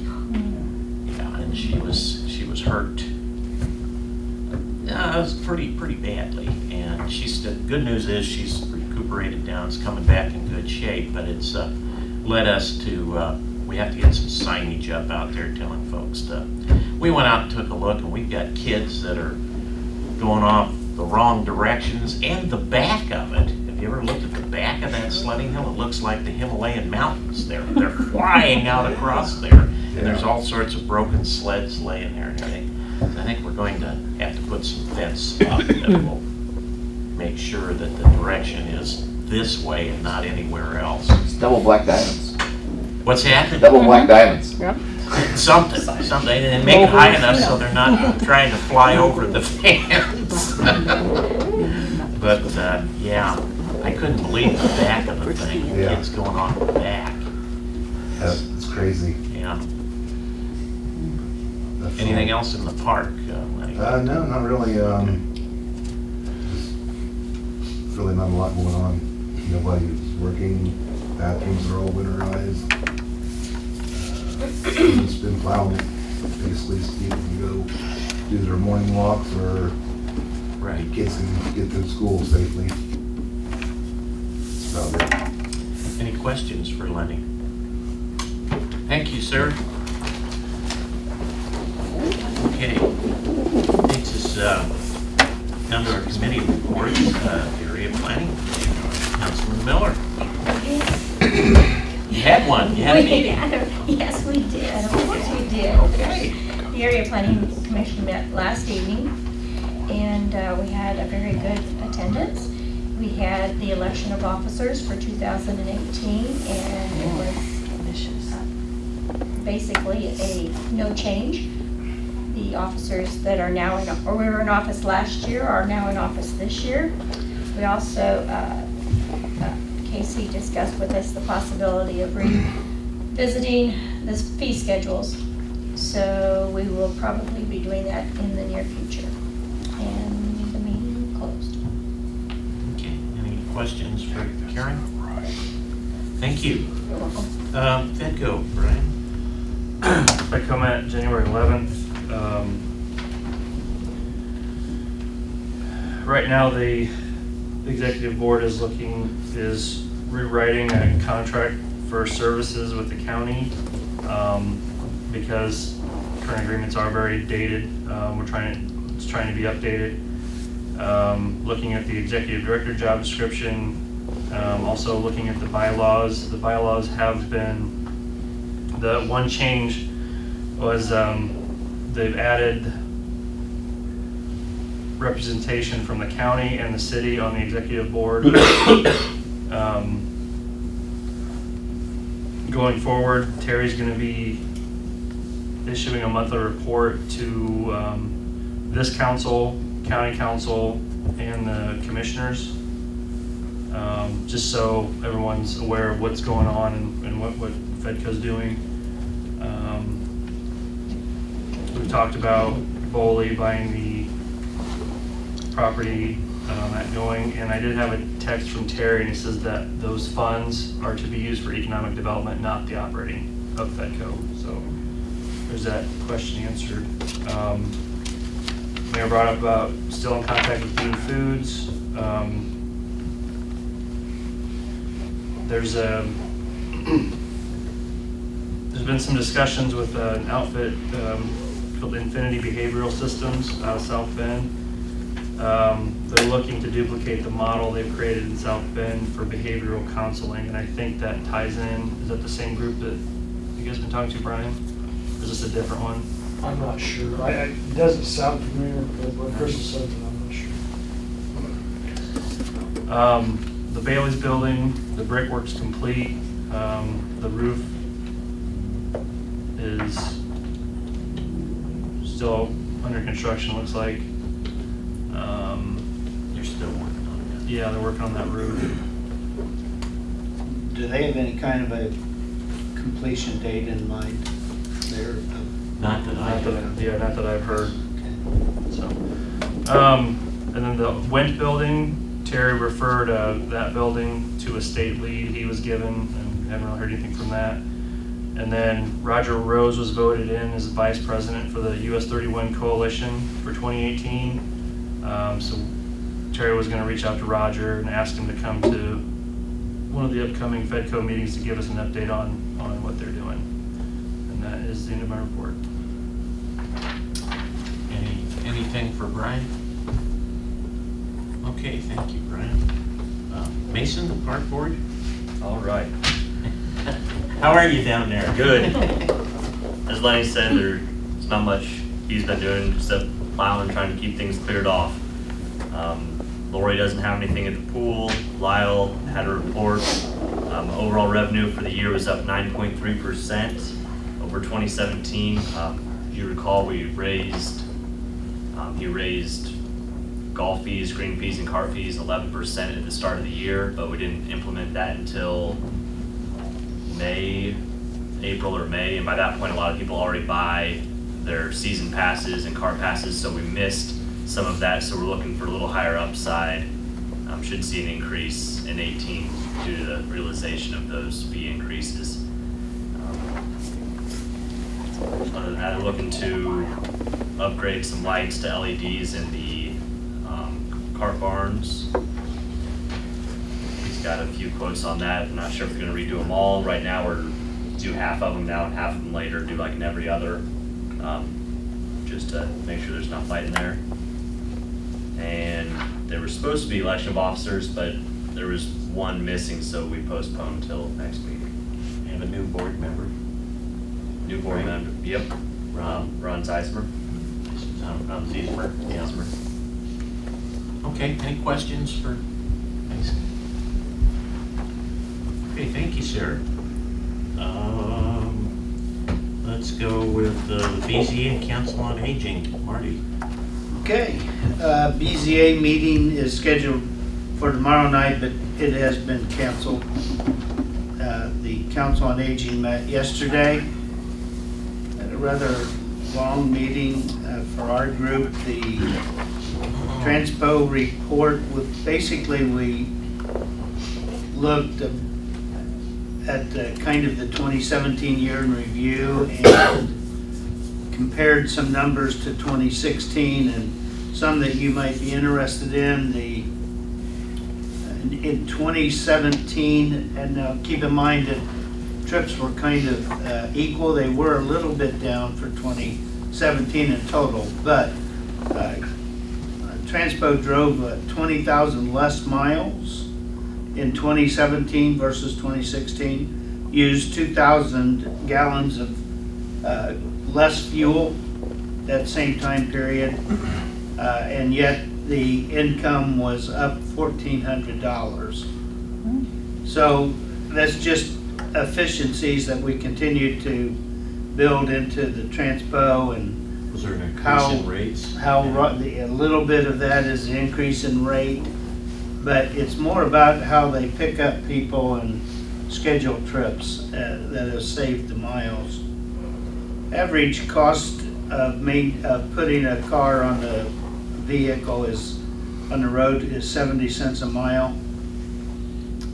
And statistically, 44% of Transpo trips are for seniors, and 28% of the trips are taking people to and from work. We're going to get a more detailed comparison at the next meeting, but I thought that was kind of interesting numbers that kind of jump out at you. That really is. The 26% going to work is 28%. But some of that outside of the area, like the cities outside of Rochester? No. Just locally? Locally and to Akron and back. Okay. Some to Kiwana and back. Yeah. Okay. Then the RSV report was more directed towards trip activity that the group is planning, but one additional piece is the Head Start Crafts program has started. That's a preschool program, ages 3, 4, and 5. And the Council on Aging Board yesterday agreed to donate a pass for Transpo that the Head Start program can use as they see a child that needs some help, a family that maybe needs some help in transporting a child to that craft activity. As far as trips are concerned, there's a trip coming up in February 27 to March 3 to Waco, Texas. And there's a trip to San Antonio in May 18 to May 28. There are still some available seats to that, and those are $850. That's an all-inclusive number. That's hotels, transportation. It's not all meals, but it's some meals. They're planning a trip to Myrtle Beach in September. 30 people have already signed up for that. Talking about a trip to Ireland that is not settled as yet, but and the RSVP is gearing up for the free tax return service that they provide. They did 50 or 60 tax returns last year. It's all simple returns. It's all they will do. There can't be any rental properties or anything like that, but if it's a simple return, they will do that for free. Then we got to Council on Aging. We approved the 2018 budget, so that's all done.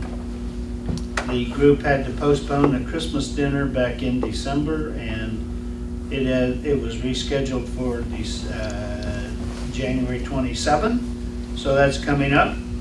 There's a Valentine party coming up. The planning for senior games has started. I know the mayor and I stopped by there last. Those are plenty of activity around the center at that point. I'm not getting in the race anymore. No, yeah, I don't blame you. And the only other thing, Mayor and Lenny, is that the director would love to have a meeting with you and Lenny and myself to talk just about the facility maintenance, the property maintenance plan for 2018. If you don't, you guys can figure that in your schedule. If you want me to organize it, I can. If I can talk to you and we can figure a time. Sure. Okay. That concludes my report unless there are questions. Pretty complete. Are you going to be going and reporting back from Ireland? I am not. Okay. Unless you want to send me. No. That's it. Oh. Good party. I don't think your travel expense would cover that. Yeah. Okay, solid waste and animal adoption, Chase. I apologize, but I was unable to make both of those meetings. Okay. All right. Takes us down to RDP. Harry?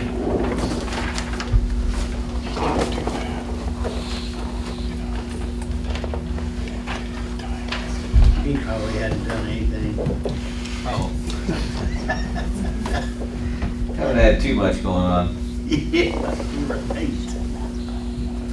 Oh, we did have a meeting last week on Thursday of building owners and people interested in the MSRP program that we've been kicking around. We had the grant writer Stephen Ray and architect Pat Jacobs, who is with Arctrio. She is the architect that worked on our plan that we had about 3 years ago. She's also the architect I used on the drugstore. She's the one that kind of approached us about considering the MSRP program. So it was an information gathering meeting. Had about 21 people show up, probably representing 10, 15 possible businesses. Know a lot more about what the program is. It was a good, it was very informative. She had a nice PowerPoint presentation that she put on. And essentially, the timeline, if we are going to move forward with this, and it's kind of a, Stephen Ray's provided us with a timeline, and right now is kind of the information gathering, interest gathering stage of this. This is a potential grant. They have increased it $100,000, so there's potential of bringing in $600,000 that would do $750,000 worth of projects. So it'd be kind of the max that it would be. Could be less than that, but we could get $600,000 of state and federal money.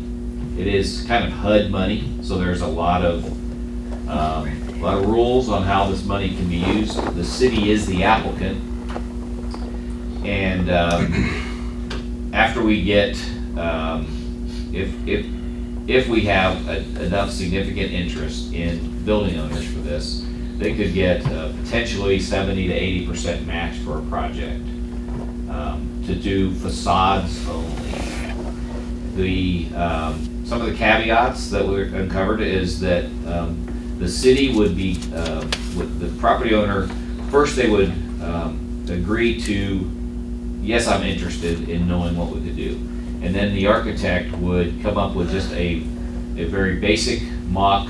They'd meet with the building owner, discuss what they would like done with their building, and then applying the historical guidelines that would have to be followed.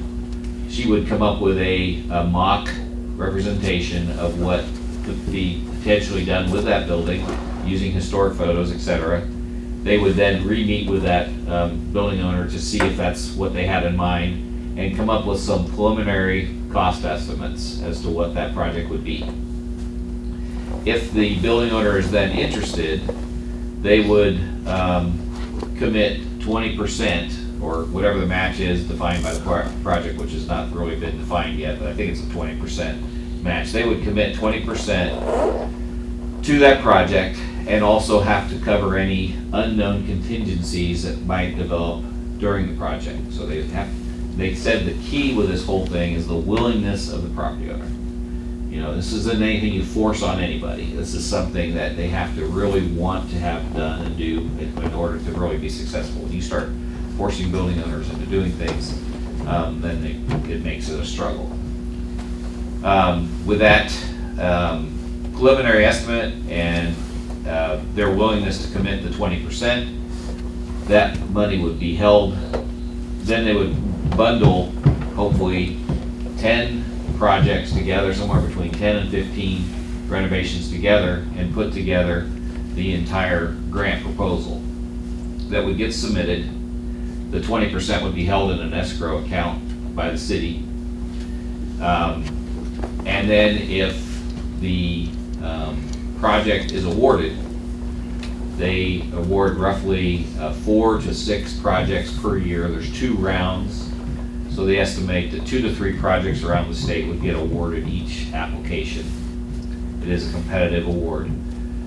If we were successful the first time, then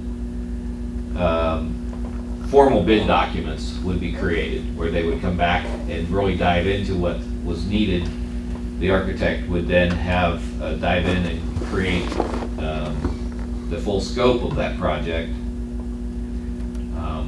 And then all those projects would be bundled together and put out for bid. One contractor would be awarded that bid to do all 10 to 15 projects. Now that they do have to pay prevailing wage, so there's there's all those, well, because it is federal money. The city, being the applicant, is the administrator of this whole process. RDP definitely wants to be involved. I would suggest if we do move forward that we probably form a committee that uses some representation from the city, maybe a couple of the councilmen that are currently in RDP, for example.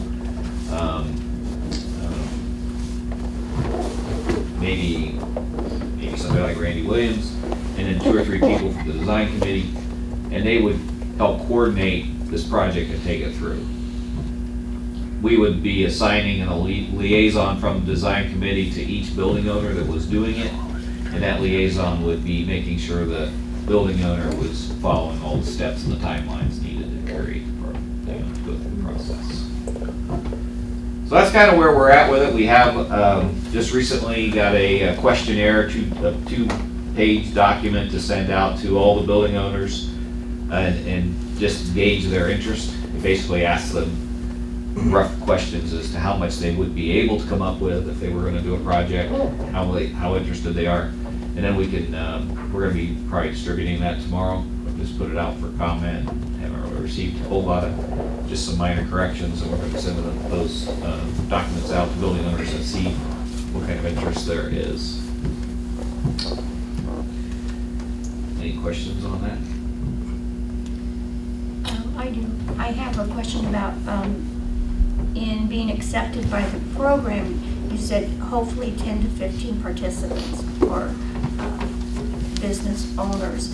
Is there a minimum number that they require you to have before you can apply? No, I mean, it is it's limited by the $600,000 cap, but it's not. I think it would score better. You know, the more things you're doing within the community, the more you're making that money last, the more you can leverage it.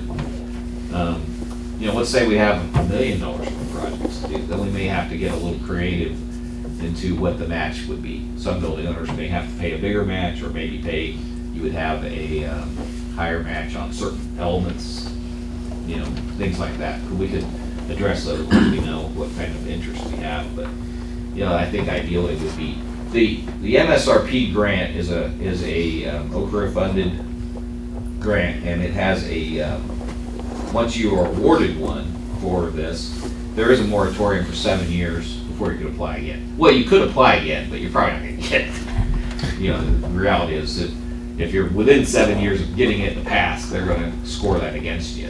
So, theoretically would be probably a 7-year period before we consider doing it again. It's nothing we've ever applied for in the past, so it is kind of a whole new avenue getting into this, this whole federal grant process. But well, it is, and I apologize for my shocked reaction at the meeting, but when you were here the last time, our involvement was going to be a name on the grant. We found out that we're basically the project manager involved in it. Shame on Ms. Jacobs for not going through that with you, Harry. I know you were as shocked as I was to hear some. Yeah, anyway, I think we all were learning in that well, meeting. Yeah. I mean, before you go forward, you got to have those T's crossed. I have gone forth because of her touting what was done in Winchester and called the mayor of Winchester, Sean Byron. And it didn't happen during his tenure. He's a new mayor, but it happened in the last administration. They went through this. And he told me about some of the issues. And the city will spend some money to be the project head. We will be responsible for the design costs. We will probably, they used EDIT money to take care of some of the expenses of project management costs. They hired the Indiana Landmark historical folks to be the project management consultants for the city. Which we have already hired them for guidelines. So they did create our design guidelines that we use as a reference. I understand. I remember when they were here. So, I mean, they no longer, we're not paying them for next year, but we've got they're basically their manual. Yeah, which is, when they were here, they found out that we have Casey that has to be in that loop also. But the point is, he's going to send me their project manual that was used from start to finish. And I will have a better idea, folks, of what we're talking, the city's monetary involvement from his project management book here at the next meeting. I think the initial design costs, when she meets with building owners and comes up with this spec of what, it'd basically just be a drawing, is a responsibility of somebody, the city, or we're going to have to go and do some fundraising for it. Once the bid documents are prepared, I believe that can come out of the $600,000. Well, I mean, the design costs. The soft costs that Jim Mulligan was referring to, some of those, like I say, will, according to Mayor Byron, will be absorbed by the city in this program. That's how it works. The other aspect is that the Indiana Landmark folks are still on contract with Winchester for the 5-year program. What do they call it? While the facade's in place. Yeah, the inspections. The 5-year. There's an easement. Yeah, basically the building owner has to sign an easement of their facade over to the city. Basically, so it cannot be, whatever is done to that facade can't be removed in that 5-year window. Is what it basically is granting the city the rights to doing that facade and keeping it that way for 5 years. But somebody... It's not entry into the building or anything like that. Right, but there was somebody who will be in that loop that'll be charged with reporting that. That's the Indiana Landmark that they're using. They were also the folks who did the bid requests, got the bids back, brought them to the Board of Works for opening and deciding who the contractor was going to be. He said that got a little dicey. Some private owners do not care to have government involved in choosing who's going to work on their building like that. And of course, when government's involved, it's the lowest bidder who will get the contract. So anyway, he was very, very good at giving me some good information, but he's going to send me this manual, and when I get it, I'll let you look at it too. We can all get smarter about it, I think. I think it is, it would be a little troubling, at least initially, when you think about letting somebody else, you not even talk to your contractor, but on the other hand, I don't think the city could manage 10 different contractors. Well, yeah, that would be difficult. That would be a nightmare. Yeah, I mean, especially when you're Randy's got dealing 9 with programs all now, yeah. These certain guidelines they're supposed to be following, and if you get one contractor's not doing it right, I think you need one point person for, for contractors to be doing it. Obviously, it'd be a major undertaking. They could certainly hire a lot of local talent to do this. The subcontractor, the subs are gonna still be a lot of local, there'll be a lot of local subs. They could be, Yeah. but your project managers first and foremost will be following the guidelines of the Okra grant, and the prevailing wage will have to enter in. It's not out of the realm of possibility you could end up with a contractor out of Delphi doing the work. But a contractor out of Delphi doing work in our downtown is better than no one doing work, in my opinion. Yeah, I mean, it's the game we're gonna have to play if we want to see this kind of improvement made. I don't think there's a way, yes, a building owner can choose to do this kind of stuff on his own. I don't have any problem with that, but I want to know that information first day. Yeah. I mean, we've signed an agreement now. We're going to be the sponsor for this, not knowing any of this. Well, we haven't signed anything.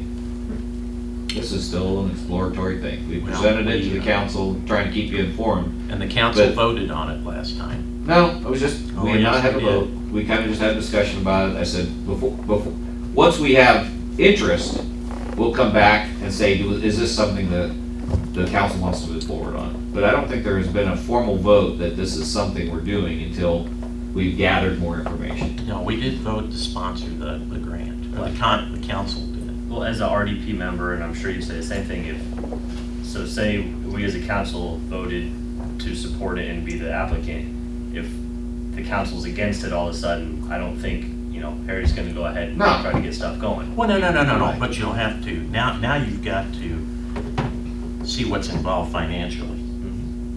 Initially, we didn't see, there wasn't gonna be any financial involved. Well, and I hope that, I don't think we've certainly reached the point of no return going forward. I think hopefully that we've gathered a lot more information and can make a better decision, but, I hope that this is something that we strongly look at as an opportunity to bring in $750,000 investment into our downtown. I'll have a lot of information here in a couple of weeks on Rochester. They're going to say they had a regular project management book that they put together with it. So, for a building owner to be able to put in new windows and some improvements to their building and get, 80 cents on the dollar, and that would be a huge ability to make some major improvements. And these old buildings are not going to self-repair. There's all there is to it. There's going to be things discovered that are not going to be covered. Building owners are going to have to realize that, like in the case of the drugstore, we found out we didn't have a foundation, and 2-foot area of under the building was collapsed. So, there's a contingency that's not covered by the grant that I received, but you got to address it when that comes up and deal with it. But there's going to be, when you start peeling the faces off these old buildings, you're going to find something you didn't know about. But hopefully, it'll strengthen these buildings and make them last a lot longer. Well, and you're right too. He mentioned that the city will hold the 20% match, and will be responsible for releasing that 20% when the work's completed if it's satisfactory. So we will be in the inspection process also. I have 2 questions, and I don't know if you know the answers yet. In regards to that 20% match, who will the primary, because usually with these grants, it's one check goes out, pays the bill, and then the reimbursement comes back. Is that where we're going to be cutting the complete check, including the 20% disbursement? Yes. And then we get payment back, the city gets payment back Well, for the 80% put out, the fund that if we're doing a 28. I don't know how they're gonna fund it, if they're gonna fund part of it. The Okra grant that I received on my building, there was an initial draw I could take, and then I had to show receipts for additional draws, but it was only a 30% match. So, but the city would be handling all those funds. Okay. Building owner is not going to be paying for anything except for their 20% and any contingencies that arise outside that initial Right. plan. Okay, then my second question is, with Okra and any other federal monies, any other grants that have federal monies attached to them, the paperwork trail, who is going to be managing the paperwork and the documentation? Because your grant's handled differently because you're private. Right. Once it comes here, paperwork totally changes. So who's going to be managing all of that documentation? Is it going to be that committee that you were talking about putting together? Is it going to be one person? Who's going to be in charge of all that? Because I guarantee you they'll want a stack like this of paperwork that we've crossed, because if we don't cross the T's and dot the I's, we won't get the money back. Obviously, it's going to fall through your office, the actual handling of any of the funds. Okay. Now, the grant writer is going to help with preparation of all the, the initial granting and all that, and all the definitions and all the historical materials being used and all that kind of stuff will be handled in the application. That's all done prior to, but once the money is getting dispersed, that's gonna probably fall in your office. Now, we can certainly help any way we can, but ultimately it's gonna be city funds. We should get a lot of information from this project management book that's coming time soon. There's going to be an administrative part to it. These administration fees that the city would pay would be tax dollars, am I correct? We don't have edit money like Winslow did to be able to put towards it. I'm sorry. We currently do not have a cash balance of edit money to use like Winslow did. So we would have to look at that to see where that would come from.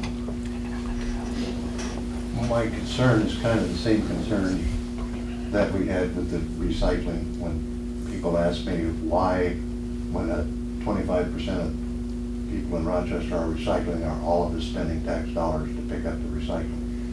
I kind of get, I'm concerned we're going to get the same kind of questions here. Why is everybody paying their tax dollars in to refurbish 6 buildings downtown, or 8 buildings around? Well, this is 80% federal and state money. It's not local money. I understand that. There will be some local money. Yeah. But these dollars are being spent all around us every year in every other community. We just don't ask for it. So we're paying those tax dollars now, we're just not getting any of it. Those tax dollars we pay to the state for every place around us.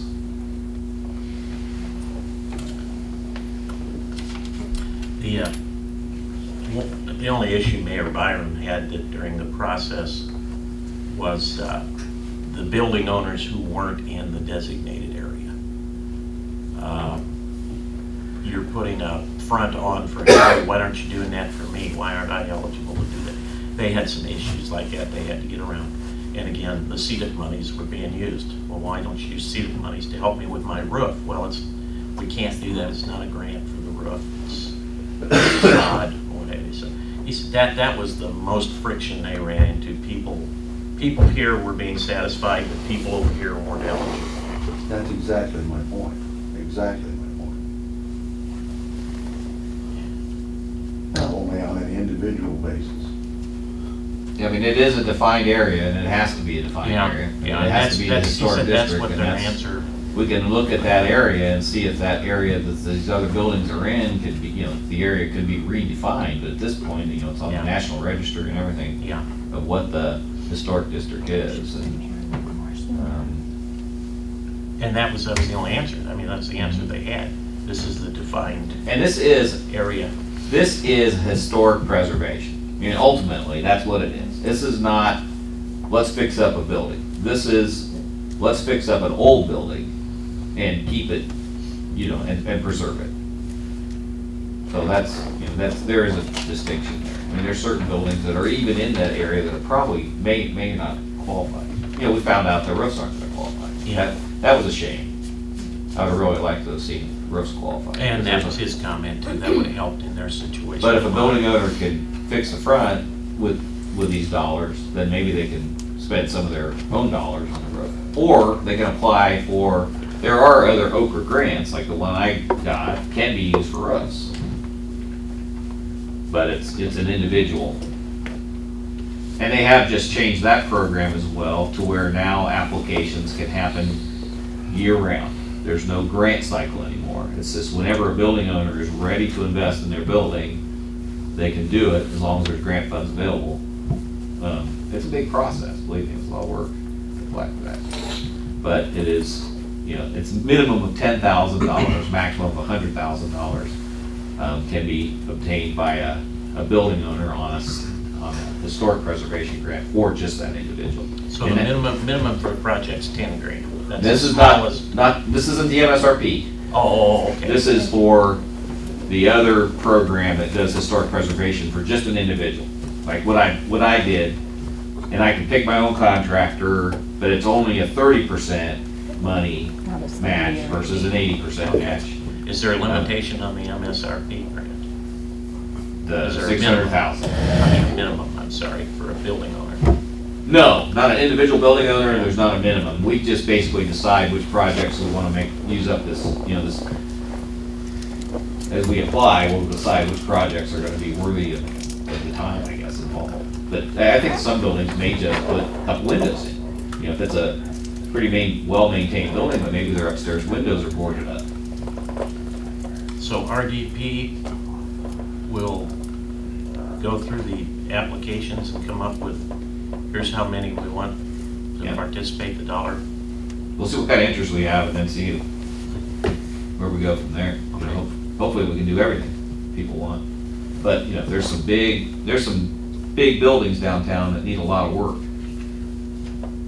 So then, you know, that might be where things get a little interesting. Harry, can one owner or an owner that has several buildings, can they do multiple buildings, or are they allowed one at a time? I would think they probably could. I asked that question of Ms. Jacobson. It really wasn't a clear answer. It kind of skirted over. They're not restricted to, you know, one building, you know, but how much money do you? She didn't say no. No, I don't think you could, you know, it just has to be a building in that corridor. Now, how we assign those projects is where it's going to get down to, you know, that's where it's going to take some negotiating. If we end up, let's say we end up with $1 million worth of projects, we have to get a little restrictive. That's where it would get interesting.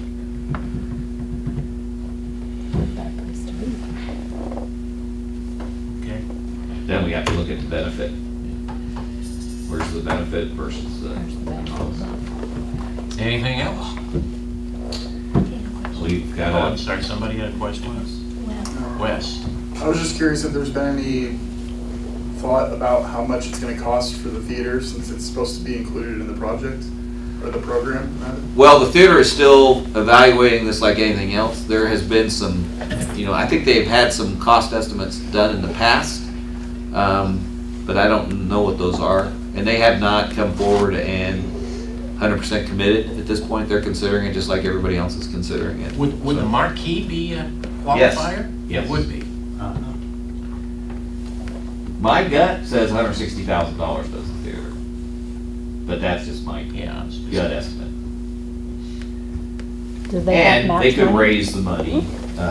You know, if you could have a fundraiser where you went out and said, would you give $100 and we're going to match it with $800 to improve the face of this theater, I think that would be a pretty easy fundraiser. Oh yeah, well 20% is a lot easier to raise than You want to do a fundraiser to raise $160,000, you got your hands full. But if you're going to have to raise 20, 30, you know, it's a lot easier to do, and it's also very rewarding to the people who have money. They think that their dollar that they give is going to be multiplied times 8. Anything else? We've got a rough budget somewhere around $75,000 for next year. We're kind of going through the budget expenses for it. And we are going to be doing a lot more fundraising for the organization for next year. Anybody got any questions for Harry? Thank you, sir. Thanks, Harry. Okay. Yeah, let's see, that takes us, we don't have any ADA concerns or any legal concerns? I didn't have anything additional. Okay, it takes us down to ordinances and resolutions. We have resolution 01-2018, additional appropriation for the rainy day fund. We had that we had the public hearing on. We have a motion to read the ordinance. So moved. Or resolution, I'm sorry. In entirety.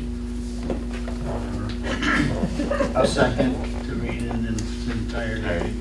Moved by Goodman, seconded by Smith. Those in favor? 5-0. Okay, sir. Resolution 01-2018, additional appropriation. Whereas it has been determined that it is now necessary to appropriate more money than was appropriated in the annual budget, now therefore, Section 1, be it resolved by the Common Council of the City of Rochester, Fulton County, Indiana, that for the expenses of the taxing unit, the following additional sums of money are hereby appropriated out of the funds named and for the purposes specified, subject to the laws governing the same. Rainy day fund into major budget classification services and charges, professional legal services, forestry improvement, $880,000. Entertain a motion to approve resolution 01-2018. Don't forget to include the amount approved I'm sorry. in your vote, please. The amount was $880,000. Move to approve resolution 01-2018. Second. For $880,000. Moved in by Smith, seconded by Goodman. Those in favor signify by raising your right hand. Those in favor? I'm sorry. 5-0. You guys have your own meeting? You guys have your meeting? I'm sorry. We have a public meeting going on. Now, next resolution would be 02-2018, fund transfer, rainy day fund, to the rainy day fund. MVH, motor vehicle highway. Help me out, Get these Ted. glasses. So moved. Okay. Let's read it. Who seconded? Second. Nobody yet. Mason We're seconded. moving it along. Okay, good. Go ahead, All in you're favor? on. All in favor? Thank you. Yeah. Resolution 2-2018, a resolution to transfer funds from the MVH fund to the rainy day fund. Whereas the City of Rochester desires to transfer funds from the motor vehicle highway fund to the rainy day fund, and whereas an ordinance was passed by the Common Council in 2001 establishing a rainy day fund pursuant to IC 36-1-8-5.1, and whereas there is money in the MVH fund to transfer to the rainy day fund, and whereas $130,000 is needed to be transferred from the MVH fund to the rainy day fund. Now therefore be it resolved by the Common Council of the City of Rochester, Indiana, that $130,000 be transferred from the general fund to the rainy day fund. MV, that should be MVH. I apologize. Read it as printed. I know. Thank you. Okay, entertain a motion to accept 02-2018. Make a motion to accept resolution 02-2018 with the amended, the correction to the MVH fund. Motion's been seconded by Miller. Those in favor signify by raising your right hand, and it's 5-0. Okay. Without any Motion to adjourn? So motion by Goodman, seconded by Heidi. Those in favor? Oh my gosh, you get in the back row there. Thank you. The building did turn out nice. I like that.